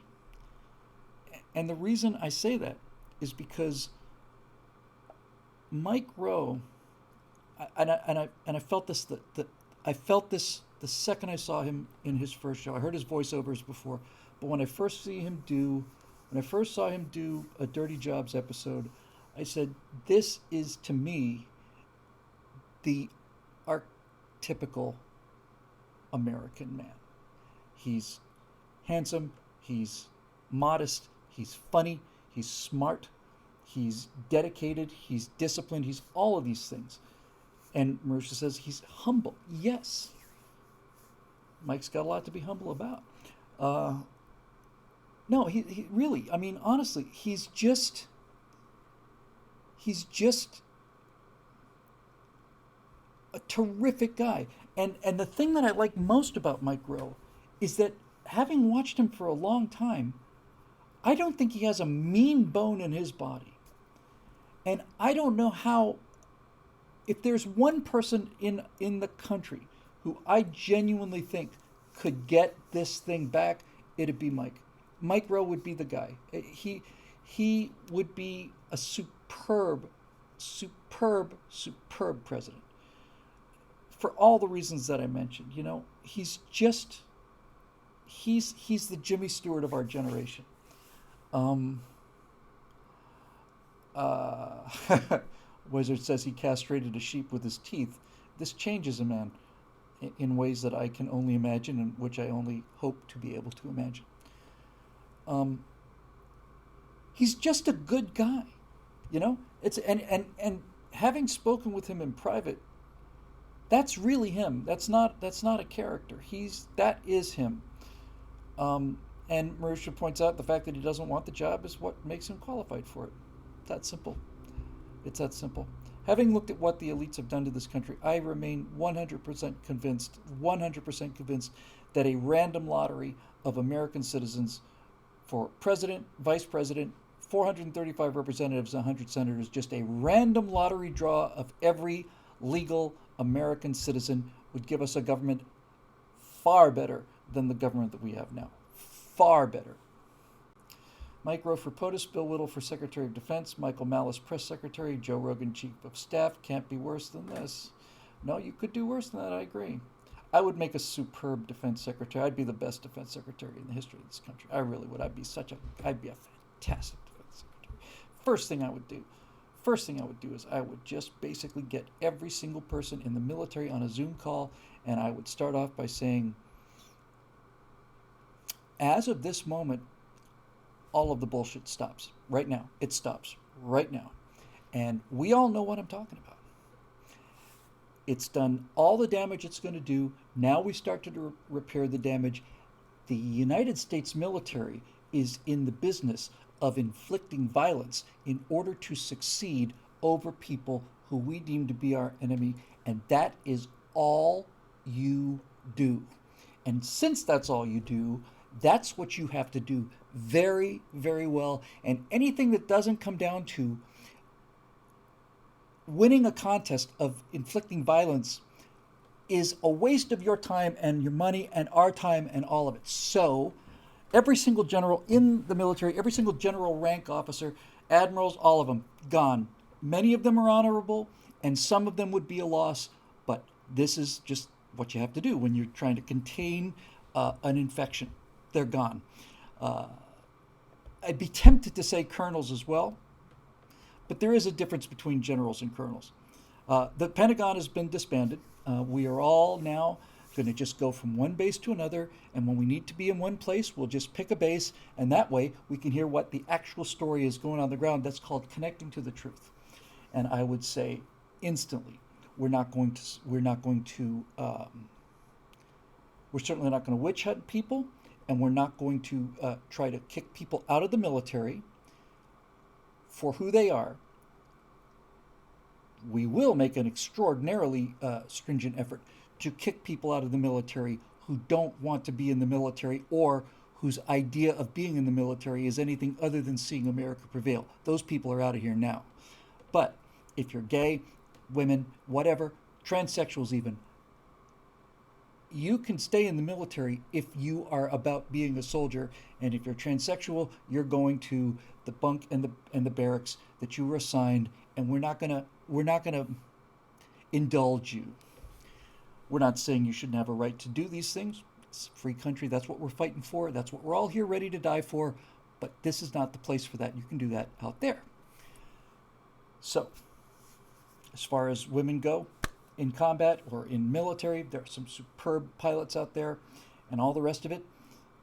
Even if women could meet the physical standards necessary for a combat unit, and they can't, they can't. Even if they could, I would not, if as Secretary of Defense, I would not allow it. Because because of what it does to the males. And the overwhelming majority of the guys on the tip of the spear are going to be guys.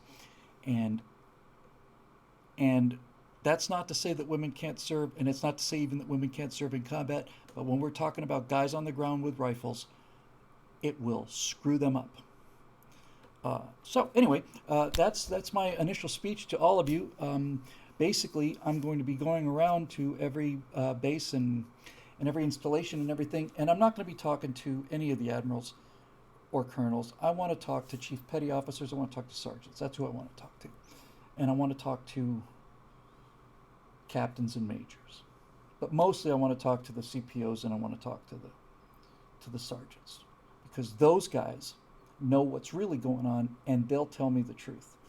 And then I'll talk to the mid-grade officers. I don't want to talk to lieutenants because lieutenants don't have any idea what they're doing yet. But by the time you get to be captain or major, you've probably seen enough of reality to know what we need to do and what we need to not do. And those are the people who we're going to be talking to, and those are the people we're going to be promoting. And furthermore, my first announcement as Secretary of Defense was that after consultation with the President, we have come to an agreement, and this was a precondition of me signing on for the job. We have made it clear that we will take whatever portion of the defense budget is necessary so that the people who were forced out of the military because of the nature of what the military became, we would like those people to come back, and we will pay you at your pre-existing rank payment for every day that you were gone. If you left the military 6 years ago, honorably discharged from the military because you couldn't stand all the BS that's being generated, then we want you back. We'd like you to come back. We'd like to give you a raise, but we will pay you for every single day that you were out of the military if you come back. That's what I would do. That's what I would do. And I would say, you don't owe us. We owe you, but please come back. Because that's the real irreplaceable treasure, is the experience of our people. That's it. We need them back badly. And if you've been out for 20 years and you want to come back, here's your check. Boom. That's not a big expense. I bet you could do all of that for the cost of a single F-35. I know you could do all of it for the cost of a single Virginia-class sub or even another carrier. I would be willing to sacrifice a carrier. I don't mean sink one. I mean stop payment for one if I could get all of the experienced people in the military back into the military. It would be the best deal you could ever make. And I would also start looking very, very seriously at our maintenance issues.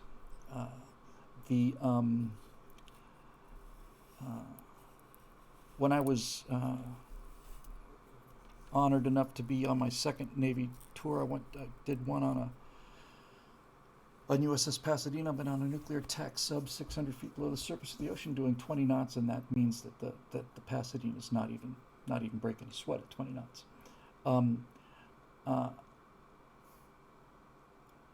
I was on this Admiral's launch, and we went through San Diego Harbor, which is extensive. A lot of ships out there. And every time we passed a ship, everybody on that ship had to come to the railings and salute, come to attention. And I thought, it's good to be the Admiral. This Admiral was saying that our problem is maintenance.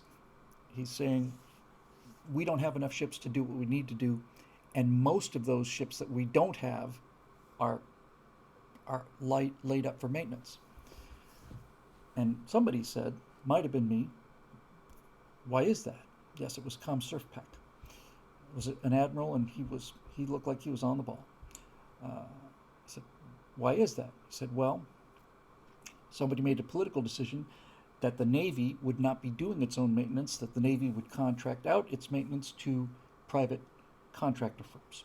Okay, The problem is, this was during Obama's presidency, the problem is since Congress will not pass a budget and hasn't, Senate hasn't passed a budget in 4 years, since there is no budget, when we go to these private contractors who are supposed to be doing the repair work on our ships, they say, okay, you want us to do $700 million worth of repairs. Can you guarantee the money? And I have to say, no, I can't, because we don't have a budget for this year or the next year. We've just got interim spending emergency bills. That means I can tell you we can make payments for 4 months. And I hope we can make payments for the entire 2 years. I know we can do it for 4 months, but if you need to know, can we do it for 2 years? I can't promise you that because we don't have a budget. Now the guys in the civilian sector, this is the admiral talking, say, well, with all due respect, sir, you're asking us to hire all of these people and to gear up to do all this stuff, and then you're telling me that you can't tell me in contractual terms how long you will need that for. So yeah, that's pretty much it. Okay, so more and more ships are spending more and more time down. And all of it,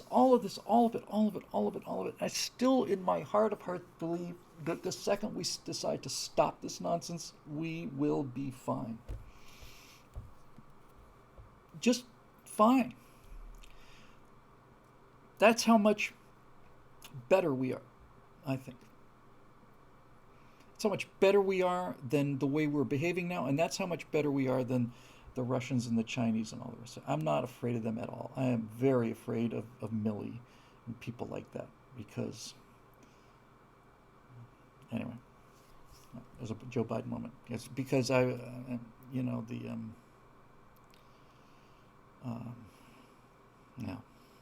Anyway, thank you for the stirring speech, Mr. President.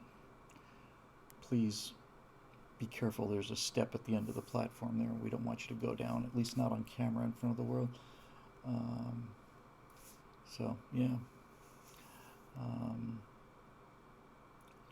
Milley is the poster child for everything that's wrong with the military, and you could make the case everything that's wrong with society, because he represents the military. Our biggest threat, the biggest threat to face the nation, is climate change and unfair treatment of transsexuals. And primary mission in the United States is inclusion. I'm thinking, my understanding was the primary mission of the United States military was to go and kill people that want to hurt us. That's what I thought. And as Secretary of Defense, I'm telling you, that is now job number one. Job number one for the military is getting as good as possible at killing the people we tell you to go kill. If that causes you some discomfort, you're probably in the wrong line of work, because that's the bottom line. Now, who those people are is not your concern. That's the concern of the politicians, which under ideal circumstances means the will of the people. Ours is not to question why. Ours is to do and make them die. That's our motto. And that's what we do. And if you're not comfortable with that, there are many other opportunities out there for you where you can express yourself in any way you want to. This is the dirtiest job in the world, and it's the most important. So if you don't like it, we will give you honorable discharge, because you haven't done anything dishonorable, but now's your chance. And if that means we're short, then we're short. We would then get the people we want, not the people that we think we want.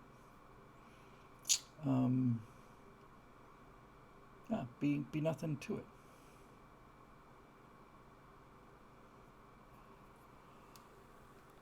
The Russian army seems to be suffering from this. The Russian army is suffering from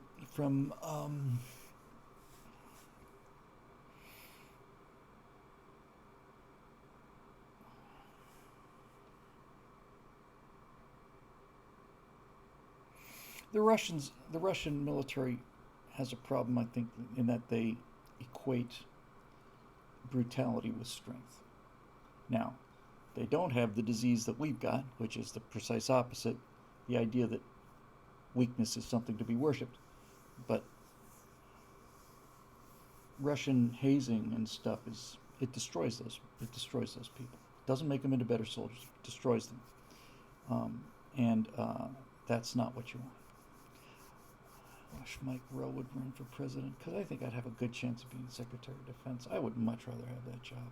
By the way, if I'm Secretary of Defense and I go anywhere, I'm not flying in a converted Learjet or a converted, whatever, a C9 or whatever. Anywhere I go, I'm going in the back seat of something that goes there fast. If I'm going to a carrier, I'm going to go in the back seat of a Hornet. That's how you go to carriers. I'm not going on a frickin' cod. Going on a carrier. Give me your best pilot. Put me in the back of an F-18. And we'll get there in a third of the time. That means more fun. Eric says, I want the job. That disturbs me. Yes, but I'm not running for the job. You see, that's the difference. So I don't have to lie to people about getting the job. I just get appointed. Boom. And I know the history of weapons and war and all that. I'd make a frickin' excellent Secretary of Defense. I'd make a much better Secretary of Defense than President, I think. And I'd make a damn good Secretary of State too. Only because of the low level of the bar. John Pershing says that CODs are retiring in a V-22. Is that right? They're going to get rid of the CODs? They're going to do V-22s out to carriers now? I didn't mean to diss the CODs. The CODs are amazing. They're really, really cool. It's like a carrier, what's it? It's carrier something delivery, right? It's the little turboprop transports, cargo planes and transports come in and out. I haven't had the chance to do that yet, but I do know friends who've done it. Carrier onboard delivery. Thank you very much. Yeah, those guys, they do a lot of the work. They don't get nearly enough credit. I suppose some of you have seen and some of you have not seen, but the air crew was decorated for this. There's a COD, so it's like a very, very small commuter plane, twin engine turboprop, small, and it has to land like a jet, has to land and catch the wire, and it has to go off the catapult. And there's video of a COD going down the catapult shot, and it's a cold shot. There's not enough pressure in the catapult, and that means the plane's not going fast enough. So you see this thing go, and it just disappears. It's just gone, and it's gone for a long time. I mean, 1,000, 2,000, 3,000, 4,000, 5,000. It's like, where's the splash? And then after some horrendously long time, you see this thing just climbing out. And the crew understood the fundamentals about airplanes, and that is, they don't fly because of the engines, they fly because of the wings, and if the wings are not going fast enough, it's not an airplane anymore, it's just a lot of aluminum and steel. So it doesn't matter how low you are, it matters how fast you're going. And those guys had the good sense to put the nose down.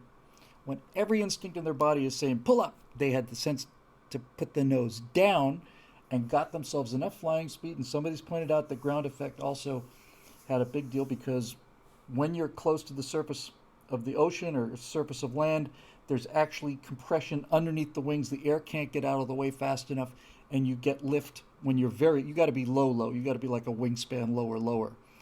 But when I was flying gliders, and the problem with the glider, of course, is that you don't have an engine, and so a serious problem would be, especially when it's windy, you're flying the downwind, which means the wind is pushing you, and then you turn, and then you come back to land. Now you're flying into the headwind, and it's not uncommon for guys not to realize how much of a wind there is.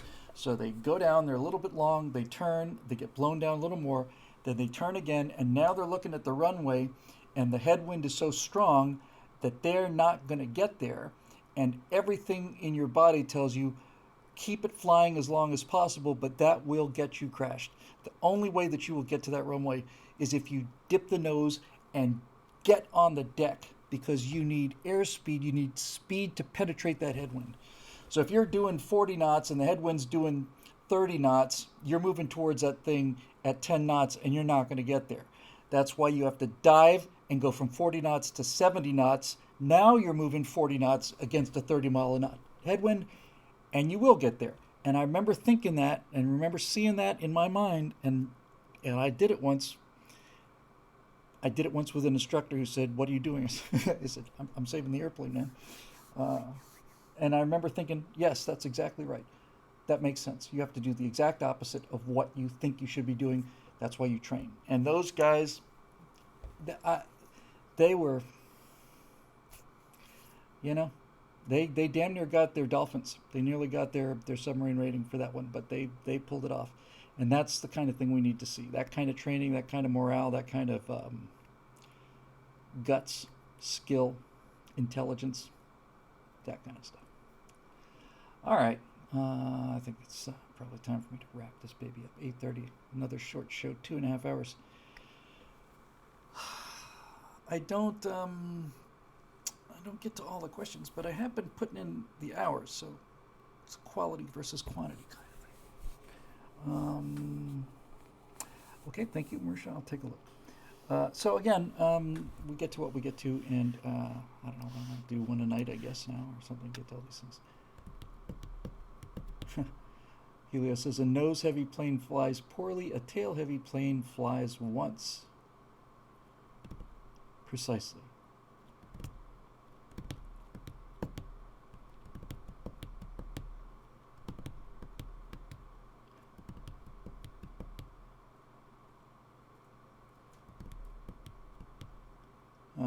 Jamul said, did anyone hear about President Trump's plane having to make an emergency landing due to one of its engines failing? What are the odds of a plane's engine, especially a jumbo jet's, failing? The odds of an engine failure in a jet is infinitesimally small. The chance of two independent failures is zero. It's so close to zero that it's zero. They're the most reliable machines in the world. Yes, I will check your update. Thank you, Wiz. And I'll leave you on one of my favorite aviation anecdotes. There's a fighter pilot at an Air Force base. It's a true story. And he's got a mechanical issue, and he needs to get on the ground, so he asks for a short approach to get this thing down. And the tower says, negative. We've got a B-52 on a 5-mile final with an engine out. And the fighter pilot said, oh, the dreaded 7-engine approach. That's the kind of spirit that's why I'd love to be defense secretary, because of guys like that. One guy in a fighter had a major problem, landed, true story, that last one, this is 2, landed, gear collapsed, he's skidding down the runway, flames coming out the back. The tower, while he's in motion, the tower radios him with what they're trained to radio with him, because there's nothing else to say. So basically the tower says, Buick 1-4 state intentions.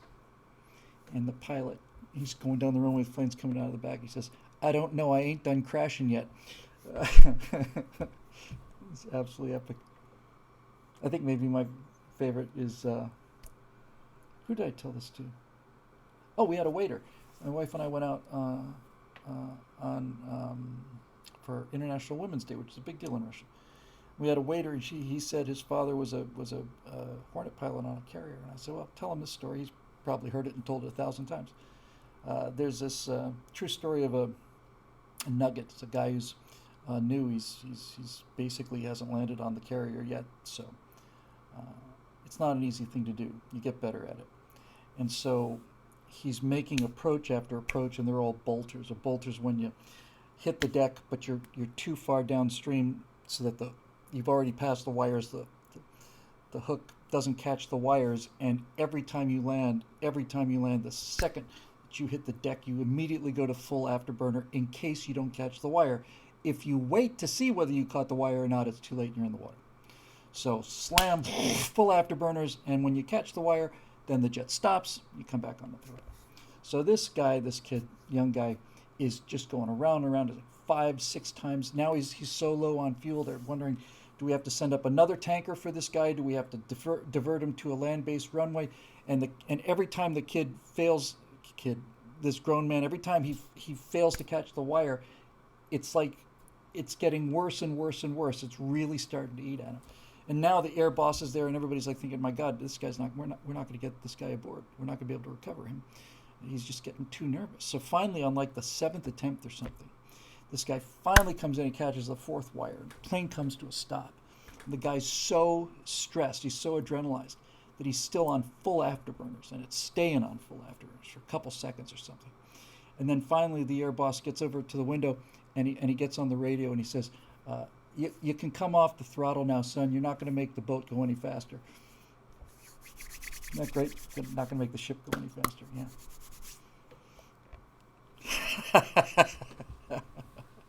Oh, man, I love that so much. All right, I'm done. I'm out of here. I'm heading home to my beautiful wife and my beautiful house. My beautiful wife. And I often ask myself, well, how do I get here?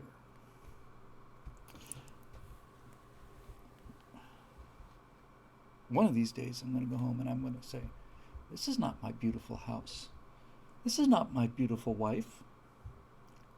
Thank you, Marisha. Yes, and thank you for all of you for the goodwill to Natasha as well. For me, as always, so on. We're letting the days go by, and time isn't after us. Time isn't holding us. Time isn't after us. Same as it ever was. Same as it ever was. Thanks to the members, and as always, and we'll see you next time.